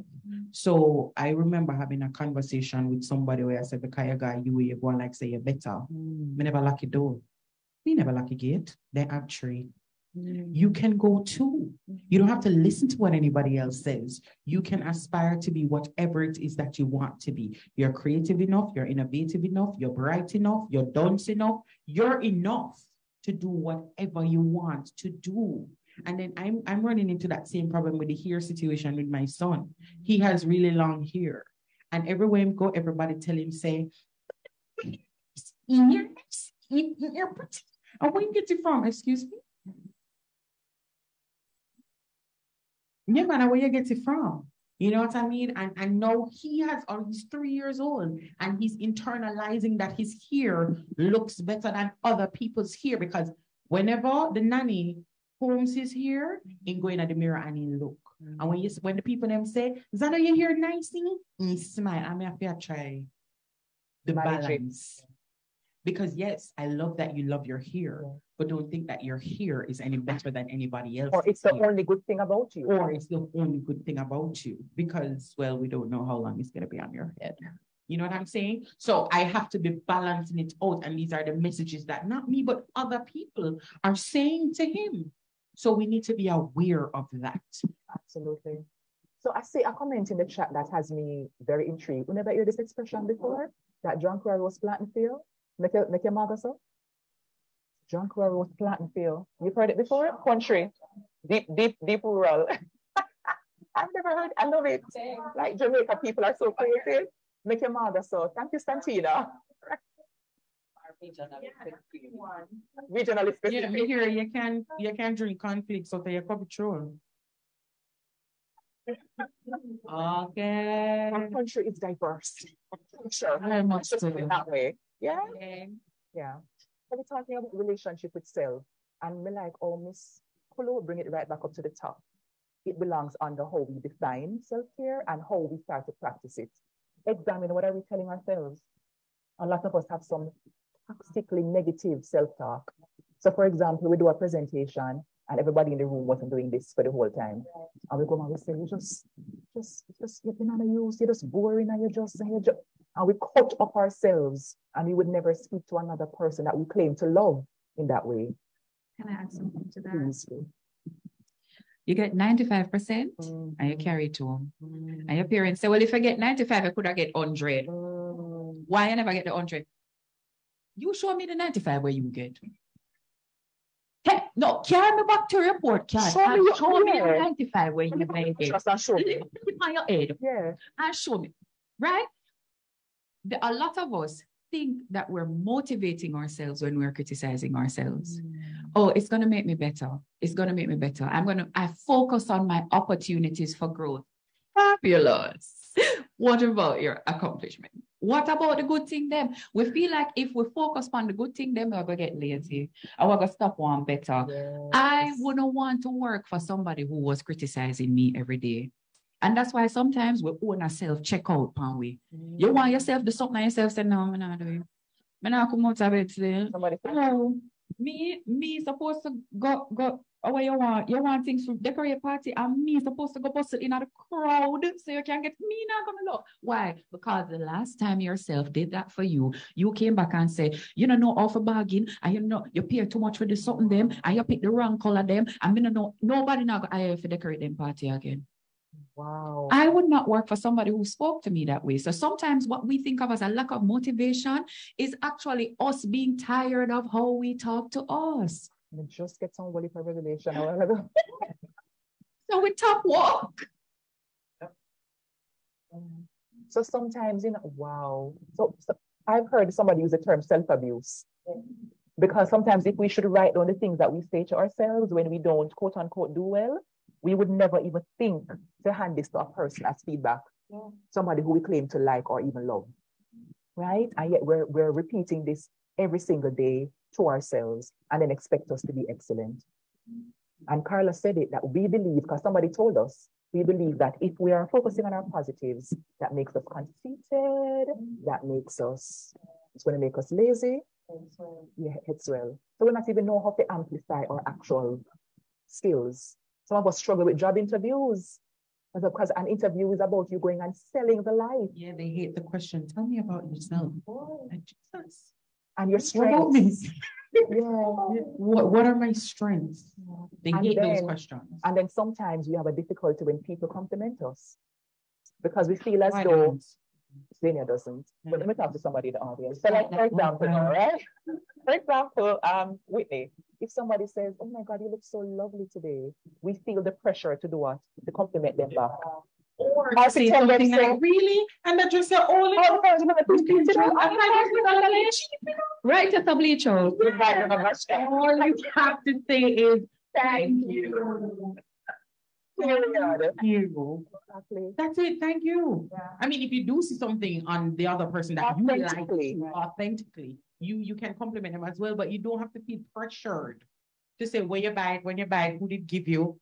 No, thank you. Thank you. I woke up like this, just throw it on or something like that. Just say thank you. It's some of us compliment people to get a compliment back because we can't compliment ourselves. Why, Carla? I'm not really managing the station.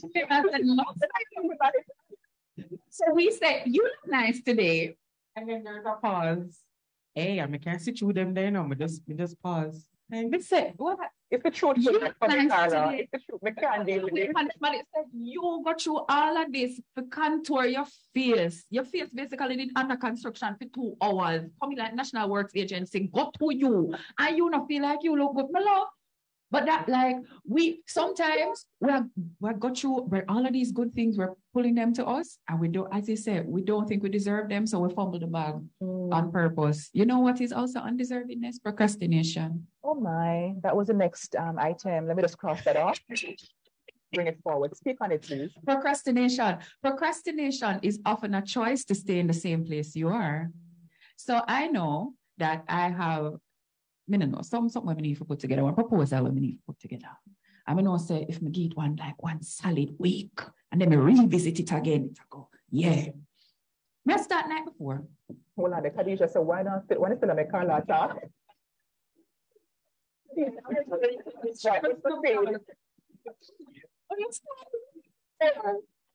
then when the proposal got you and the people them accept the proposal now, you say, well, you know, some of my mother did tell me say I shouldn't try after that job. I should have really stay in at the 9 to 5, you know. I think that's something for me. I think that's gonna work out for me. So good why you never start last week. If at the time where you sit down on TikTok, they scroll and I save sounds where you not use. You save one bag of audio you never plan to use. Yeah, favorite the video them where you not do nothing with. Your phone full of memory because you download everything where you like to the point where they must shadow ban it because they must say you is a computer. Use a bot. A proposal, because if you started a proposal and you did well at it, then you would have to leave where you are and become the next version of yourself, and you don't feel like you know how to be that. You're in territory.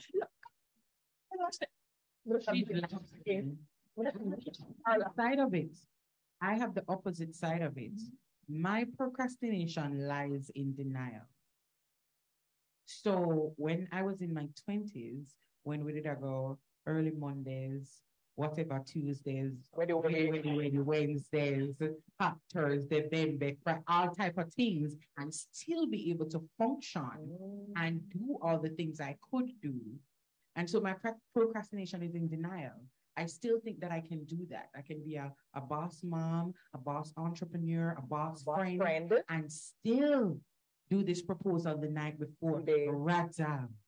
But I guess better get some boss sleep that you need for the and start a week before. So it's both sides of the coin. Like how our conversation is just multi-sided, multifaceted, because we never even remember the part where Carla just talked about where some of us with the compliment, this is the compliment part, you know, when I move on, I know.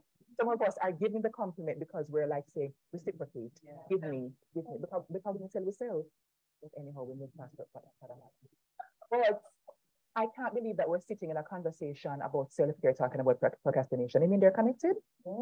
They're absolutely connected, because in procrastinating, there's a certain nervousness, there's anxiety, and then there may be depression when you don't meet the goal. So you've put yourself under this pressure unnecessarily. Because if you really wanted this thing, remember what I said about boundaries and balance, it's choice. They're all choice-based. So if you really wanted this thing, if you really wanted to move next level, if you really want to be true to yourself to say, I am at this place in my life right now when we can bleach at nighttime and put out a proper paper tomorrow morning, then that's not self-care. You're not showing up for yourself. You're not showing up for yourself. And you're putting yourself under wholly for unnecessary pressure. Exactly, it's unnecessary. So the question is, why, with a big capital W, why do we do this? And I think, and tell me if you don't agree, I think a big piece of it is fear of failure. And also fear of success. Say it again. Fear of failure and fear of success. And I remember the first time that hit me, like somebody said it to me that, Kamala, you're afraid of success. And I was like, this is such trash. Like, how dare you? Me? Like me, like me? I do a lot of things. I'm trying to be successful. What are you saying? And then I thought about it and I'm like, because then if you're successful, a lot of us, and tell me if I'm right or wrong, we immediately start to look at the people closest to us. And we start to measure, like, are they looking at me kind of like, oh my, she has arrived or he has arrived. And then we start to feel away because we start to put ourselves in their position. If I were not doing as much or achieving as much or whatever, then would I feel away too? So we start to say, boy, my success is uncomfortable because I'm empathizing, I'm feeling what other people are. So we dumb down and we go on like we can. And sometimes, as you mentioned, we're not ready for the next version of ourselves because that version requires consistency and the big D word, discipline. And that just feels sometimes like it's just overwhelming for us. So we just sit down and scroll on social. And then we look and say, oh God, I want all me have left in them. I'm not about to do it. Never sleep. Never sleep. Yeah. And a lot of us, it comes back to like a question about the job. A lot of us have never seen people occupy power in a healthy way. Most of the powerful people we know, we wouldn't want to be them. Because they take the power, abuse people. That's what we know. When you start climb, you're becoming a person of power. You don't have any idea who you could be, but that's matter there, who you cannot stomach. So you do everything to not have power so you don't become them. Unless you find a different idea of what a powerful person looks like, you will forever stand in your own way. And sometimes doing a bag of things is also a way to stand in the way of your own success, right? If you pick 4 things and you say, I dedicate myself and apply myself consistently to them 4 something there, them 4 something there, I got grow. But when you have 15 and you can't just barely touch one and bounce the other one, them not gonna grow. And then you're like, I'm doing so much, I'm tired all the time, but nothing is coming. You're doing too much. I'm not saying you are too much, but you're doing too much. You are not doing nothing. You're not doing nothing. You're not doing because nothing is being completed. So if you have all of these things hanging and nothing is coming down, nothing is being completed, you're not doing anything. We're not moving the needle. You're not moving the needle. It's just busy work. Yes, just busy work. And so that is not beneficial to you or anybody else around you. You're not hitting any goals. Self-care is also being a good steward to your energy. You have a set amount of energy and you're going to apply it in a way that's going to make the most impact in your life, in the lives of people around you. And that means some of the things that you have started and they've been dragging behind you for 4 years, you're never going to move any further on that. Let it go. And yes, you've invested some time, but if you're honest with yourself, the amount of time you've invested has actually been minuscule. When 4 years gone, you say, I've invested so much time. Honey, cumulatively, over the past 4 years, how much time you put in it? One business day. You can let it go. At tops, you can let it go, and it's okay. It's more than okay. It needs to be necessary at this point. And see, Khadija just put it all in all caps, a good steward to your energy. I love it, love it, love it. We always have questions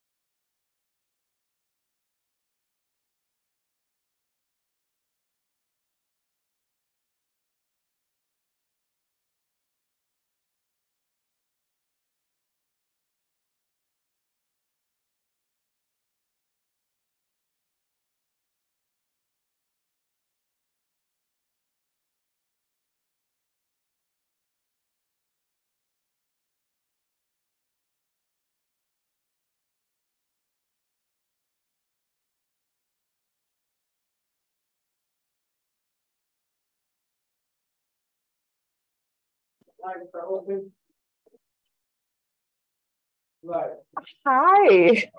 everybody. So we had a blackout, and thank you so much for sticking and staying. We were in the studio just laughing and just enjoying all of your comments and how much it meant that you were engaged and just waiting for us to come back, right? Thank you so much, guys. Thank you. We really appreciate it. Now you can see us and hear us, right? Please confirm in the chat if you're both seeing and hearing us okay. So we can know if there's anything else we need to tweak before we get into the good stuff. Somebody said no, thank you. Oh, okay, awesome. So we have a member of our fabulous in-studio audience who wants to ask a question about relationships. Please welcome her as she comes. So please tell us your name and talk to us about what you want us to share. Okay, I am Gerangela. Yes. My question for you is, do you think a person can give genuine love without displaying or exercising self-care or boundaries? Good question, right? I think Carla should take this because she likes to do the relationship thing. Okay. Go, Carla. Thank you, Gerangela. Thanks for that question. Yes, I believe you can give genuine love when you're not exercising self-care. I think the relationship will probably not be sustainable. And I had to learn the difference between love and a relationship. Ooh. Love is a feeling. It's an occurrence. A relationship is one thing I can choose to do from a place of love. If I'm not practicing self-care, the relationship is probably going to wobble at some point in time, because either I'm going to get too burnt out to be a good partner for you, I'm going to start to expect you to meet the needs that I'm not meeting for myself, or generally, as the unpleasantness inside of me grow, the unpleasantness inside of we grow. I know that people will tend to say you can't truly love somebody unless you love yourself. I think that you can, but it's difficult for you to be in a healthy relationship with somebody if you are not loving yourself. And the way that you love the person will be limited in some ways, by your capacity to give to yourself. I know that I've been in places where I haven't been loving myself, and there have been people that I've truly loved. I have also hurt them because I was not in a place to be responsible with them, because I was not being responsible for myself. I think this response deserves an applause for the vulnerability and just the connecting of all the dots. I heard Carla Dunbar recently say something, and I was like, this is a very interesting framework. She says, when we choose to be in a relationship, there is me, there is you, but then there is a third entity that also requires care and attention, and that's the relationship, that's the we. And I don't know if we start to think about the relationship as like an entity that deserves the attention, the care, the thoughtfulness, and it's so true. And so what you just said, or what I heard you say, was that if you're not in a place where you are investing in you, it's going to cause a breakdown somewhere. So maybe the other person is over there benefiting and living it up, because they're loving on Carla's good love. But then the balance in the actual we-ness becomes shaky. And the type of relationship that you have is also a choice, because similar to how you maintain a business or you maintain your child because you think you need to care for the child because you're the child's caregiver, mommy or daddy or guardian, you have to care for the relationship as well. Mm-hmm. And that goes back into figuring out and being explicitly clear about what you want, what I want, and what we want. So I want to be an entrepreneur and you want to have a 9-to-5. And what does that mean for the us? Because we all know, so they always say people who are entrepreneurs, we don't sleep at night, we always up because we're trying to run. What does that mean for a relationship? And am I thinking that because my entrepreneurship, and this is just an example, my entrepreneurship has me working certain hours and you're not, does that make you worthless? You know what I mean? Mm-hmm. So those are messages within the relationship and within the self-care and the selfishness. Do I feel that because I work later in the night, when we want to shut off and sleep, we must just can't go get the sleep, like you're 9-to-5 now, make you tired too. You know what I'm saying? So these are things that we need to work out in the relationship.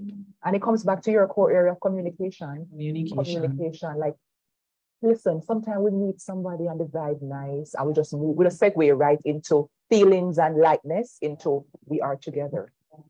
And the conversation piece about what does this mean to you? Like together to you mean that you check me once a week? Somebody in the audience is not even able to maintain, right? They're not able to maintain. What and so together to you mean that you circle me 2 hours on a Thursday, only Thursday for some very strange reason. Yeah. But together to me mean we cook together, we go grocery shopping at Progressive Supermarket together, like you follow me to my hair appointment, and the other person did not have a chance to even weigh in to say, this piece here, but this piece, never. You understand? And so we have the lopsided expectations, and then worse if me not take care of myself, and worse if me I look to you to make me feel like me reach, and I'm a woman or I'm a man, and I'm full, I'm whole, I'm desirable, etc. Then a problem that no, because inadvertently there will be resentment, and resentment is one of what the marital experts calls one of the 4 horsemen of the apocalypse for relationship. Once you start to resent and go into contempt, unless you fix that immediately, is a downhill. So it is, it will spill over.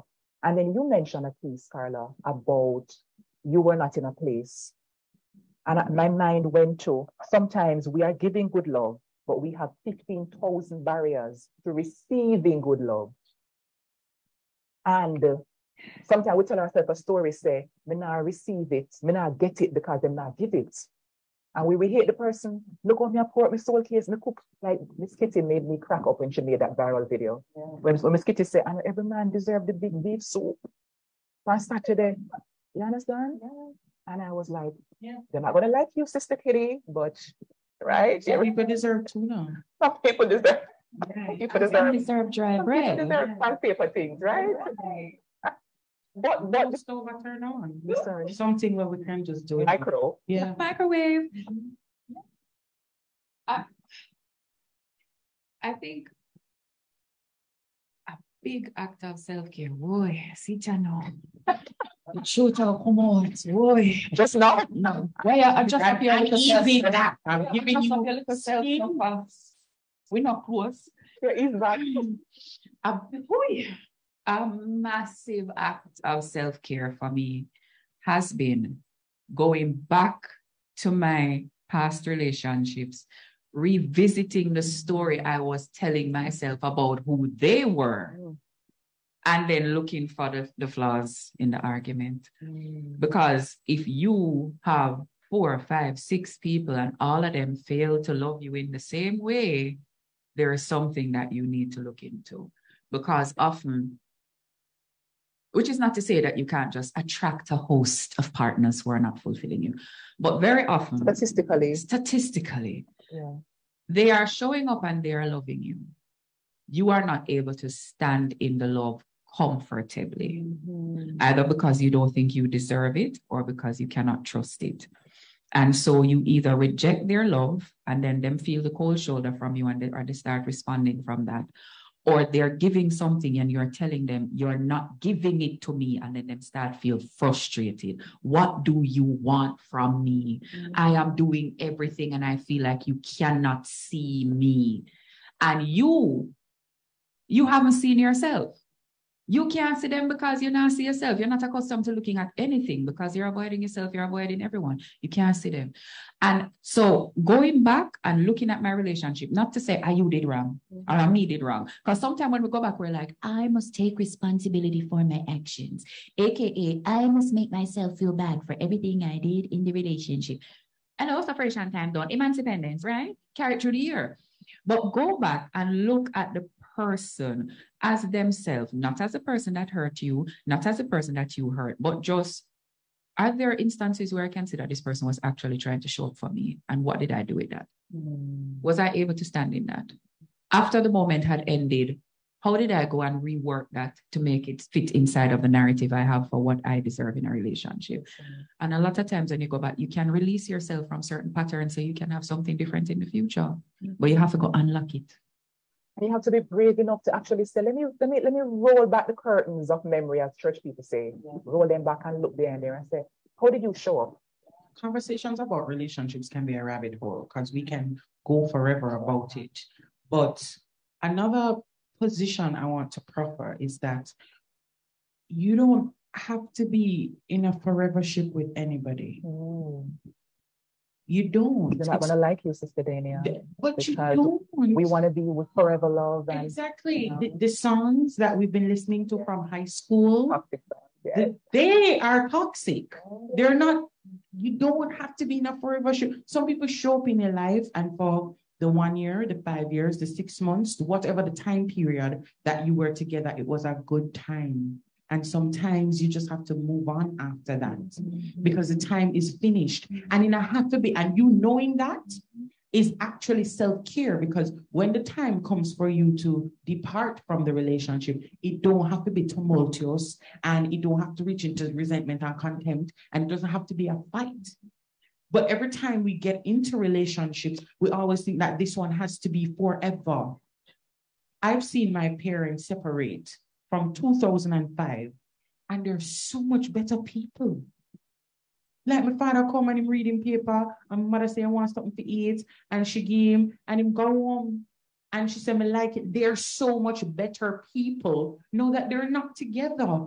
Because sometimes you are the time done, it pass. So I hear Dania saying with 3 Gs that sometimes self-care is surrendering. Let it go. Say goodbye. If we need to cry and mourn, do that. But sometimes we need to send it on its way. Because sometimes we can't even imagine not being together because we built up so much identity around being this person's partner, etc., etc. You know what I mean? Yeah. I need this person to keep choosing me to show that somebody will choose me, to show that I am worthy of being chosen. Yes. And if I let go of this person, I go into the great unknown that maybe nobody now going to choose me. And then what? So I hear Carla saying that self-care is also choosing your own personal self. Thank you. Choose yourself and put it on one shirt, on one leotard, on one cup. Choose yourself. Because anyhow we walk out and keep on doing this to people, it opens the rabbit hole. People in the comments are saying Carla need a show. The one needs to do a show. They might talk about this. Don't let me talk about the show. I don't want to talk about the show, guys. Somebody mentioned that they're getting therapy from the space. And I want to just amplify how you can start to get support even outside of our conversation today. So I am trained as an associate clinical psychologist, and I also offer coaching of the relationship and healing inner wounds kind. May I have you? You have me. Okay. I have a Kamala, guys, because she only wants to coach and do therapy in groups now. I require a certain type of solitude with my therapist. And that this is self-care. I'm telling you how I feel. So I was feeling you. With the practice, I've been preaching on life plan. Thank you so much for telling me how you truly feel. What I want to say is that I was acting in a way to preserve my own self-care. And I have to prioritize that so I can continue to serve the community. So I am deeply sorry. Do you accept my apology? She can't even say yes. Actually, guys, this is a real conversation that it's real. Kamala and I have been having. I want her to be my therapist, and she only does group therapy, and I don't want to do group therapy. So this just played out on camera, but it's actually very real. It's real. And so I am offering group therapy, and I have a giveaway for somebody who wants to step into the group coaching space. So Carla is a coach. Yeah. And you can tell by the boom, boom, boom that she's dropping over here, that she's doing real work over there, right? So Carla, you can find her on the Instagram streets. Yeah, I now actually have a website. Hey, girl. MooreTalkJA.com. MOORE. TALKJA. Because she's Carla Moore. So it's MOORE Talk JA. Yeah. But you can also find me on Instagram. Yes. And I also have a giveaway, a coaching related giveaway, a 3-pack. A one-on-one coaching 3-pack for somebody. All right. So because we're at 8:28, but especially because we lost about 10 minutes, team, can we go to 8:40? Seeking permission to just extend that. Okay, thank you kindly. So let's just get to the giveaway because people need the support. And Miss Broadtail Designs is in the business of not just talking about it, but being about it. So she has created a product.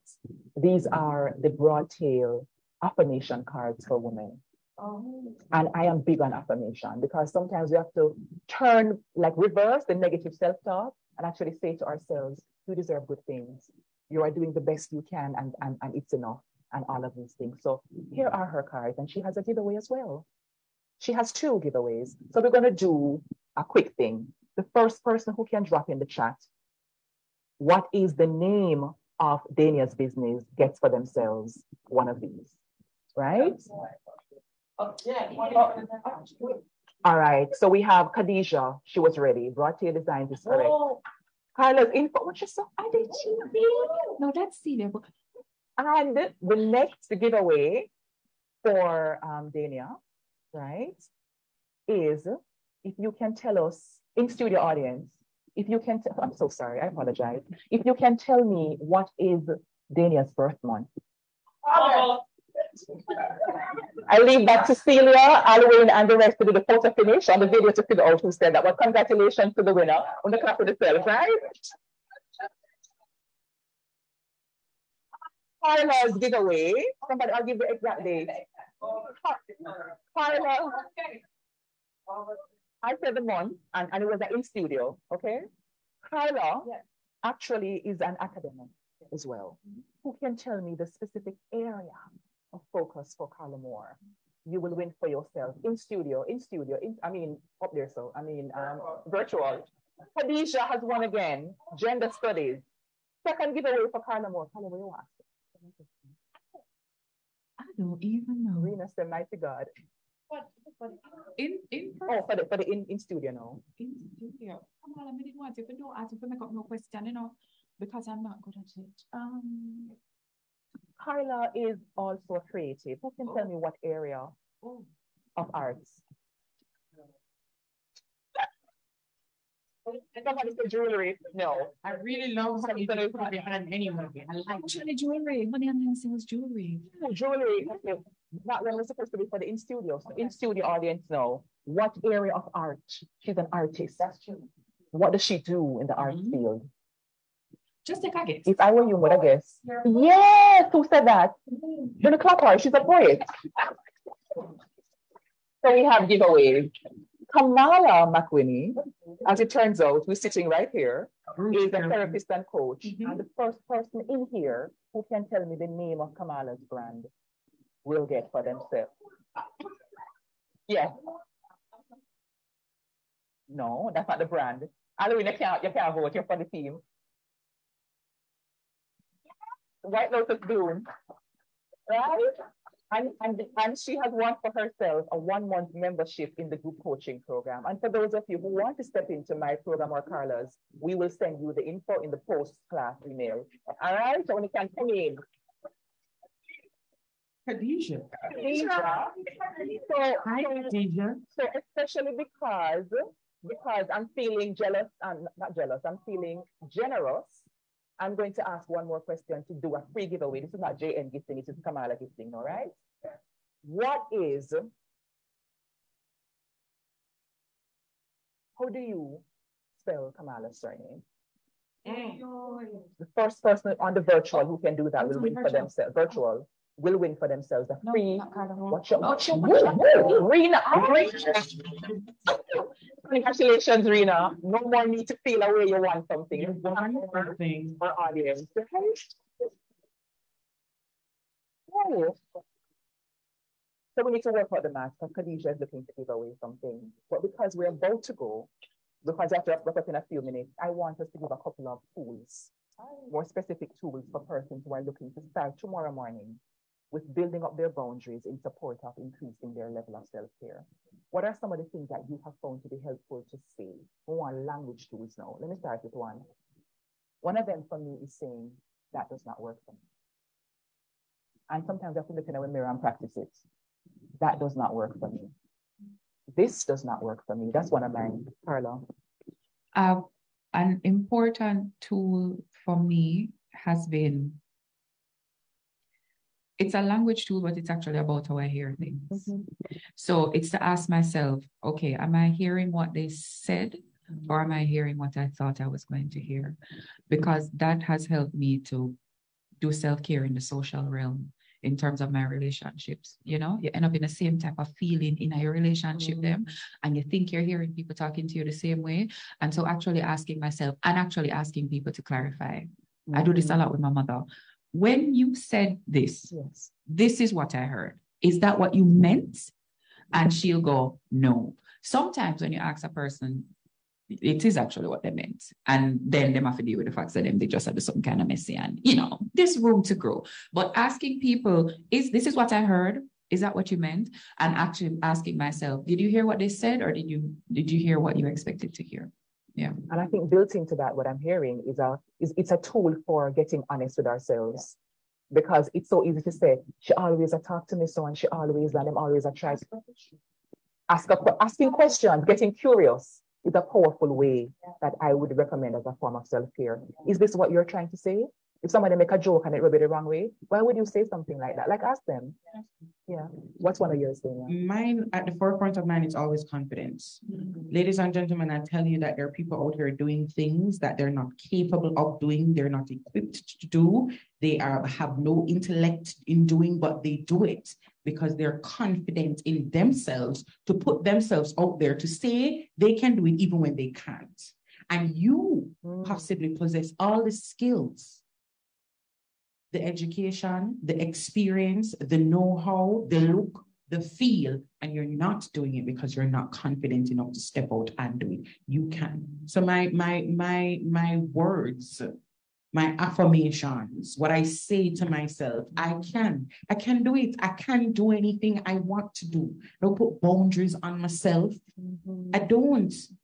I take my body as my masterpiece in terms of it has stretched, it has contracted, it has done so many things.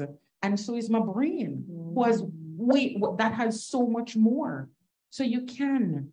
Don't ever feel like you can't. The day when you feel like you can't, negatively, because remember, I don't want to over nothing. Right. But the day that you keep telling yourself negatively that you can't do something, you start to cripple yourself. It becomes true. It becomes true. Are we going to leave that out? I'm going to invite our tech team to launch our post-class poll in the meantime. But there's a question that has me in my feelings that I want us to do a little bit of just touching on it before we wrap up. Somebody says, how much self-care can be had when culture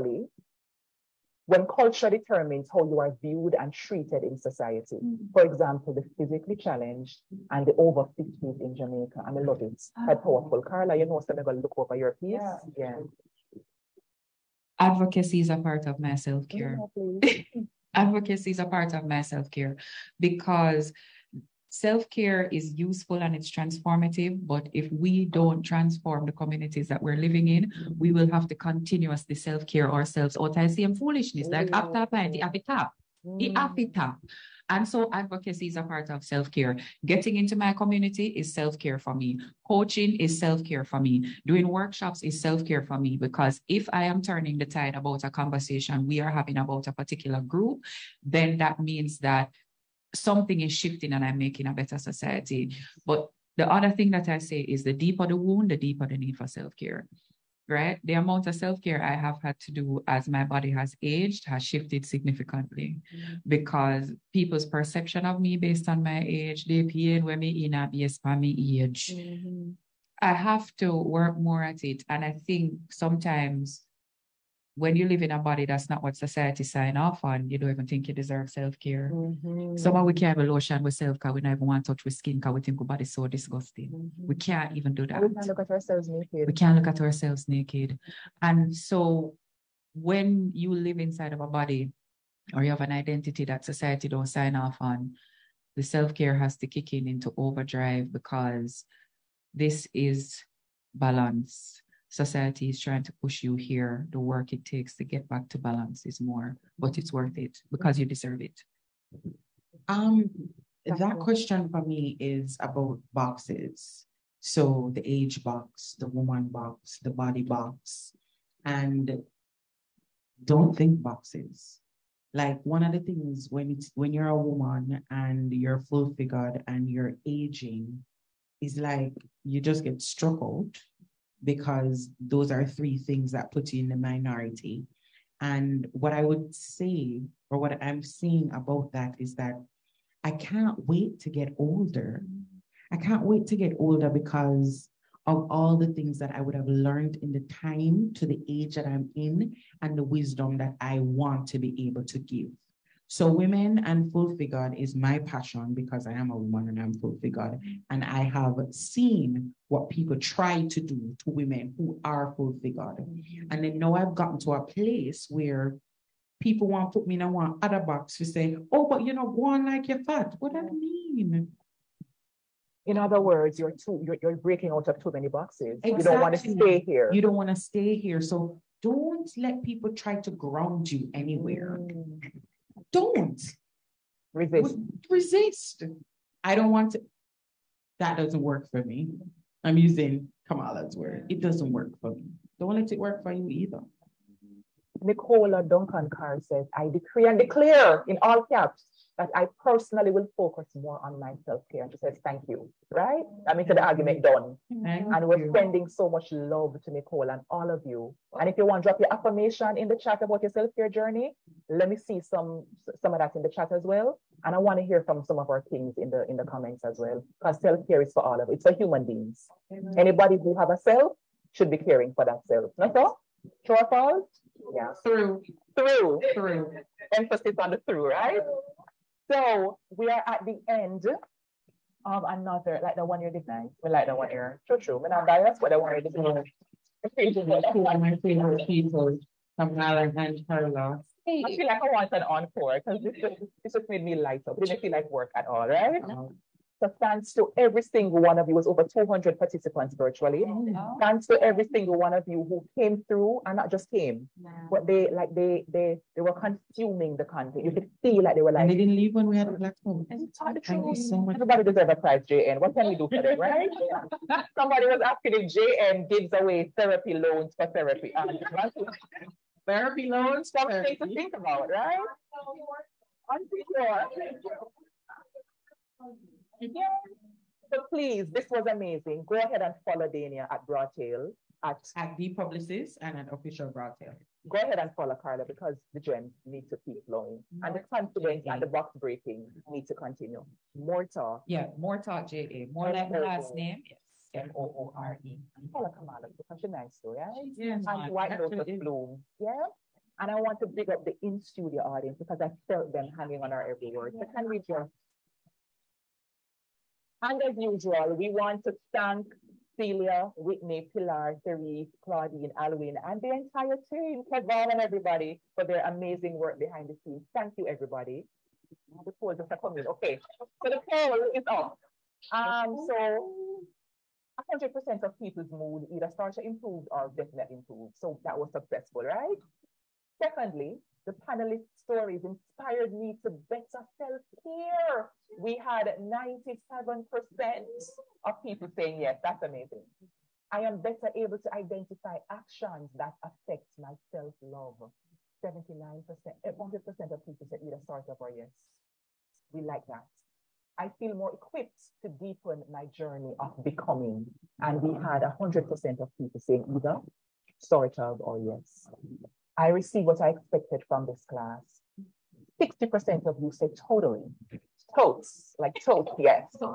And 40% of you said mostly. That is a win with capital W-I-N. Can we just clap the whole? Thank you, Charmaine and Zasha and Corinne. That was beautiful. And come back again on August 17th, 1-7. What are we going to be doing? Manifesting the art of being intentional. We need some intentionality in our good lives. So come back on August 17th, bring a friend. It's going to be amazing. And see all of you in coaching sessions when we go live in August. And Carla can say the same thing. And we're going to get to the gift from Dania. Being Broadtail gifts. Thanks again, everybody. And until next time, please take care of your good self. Until next time.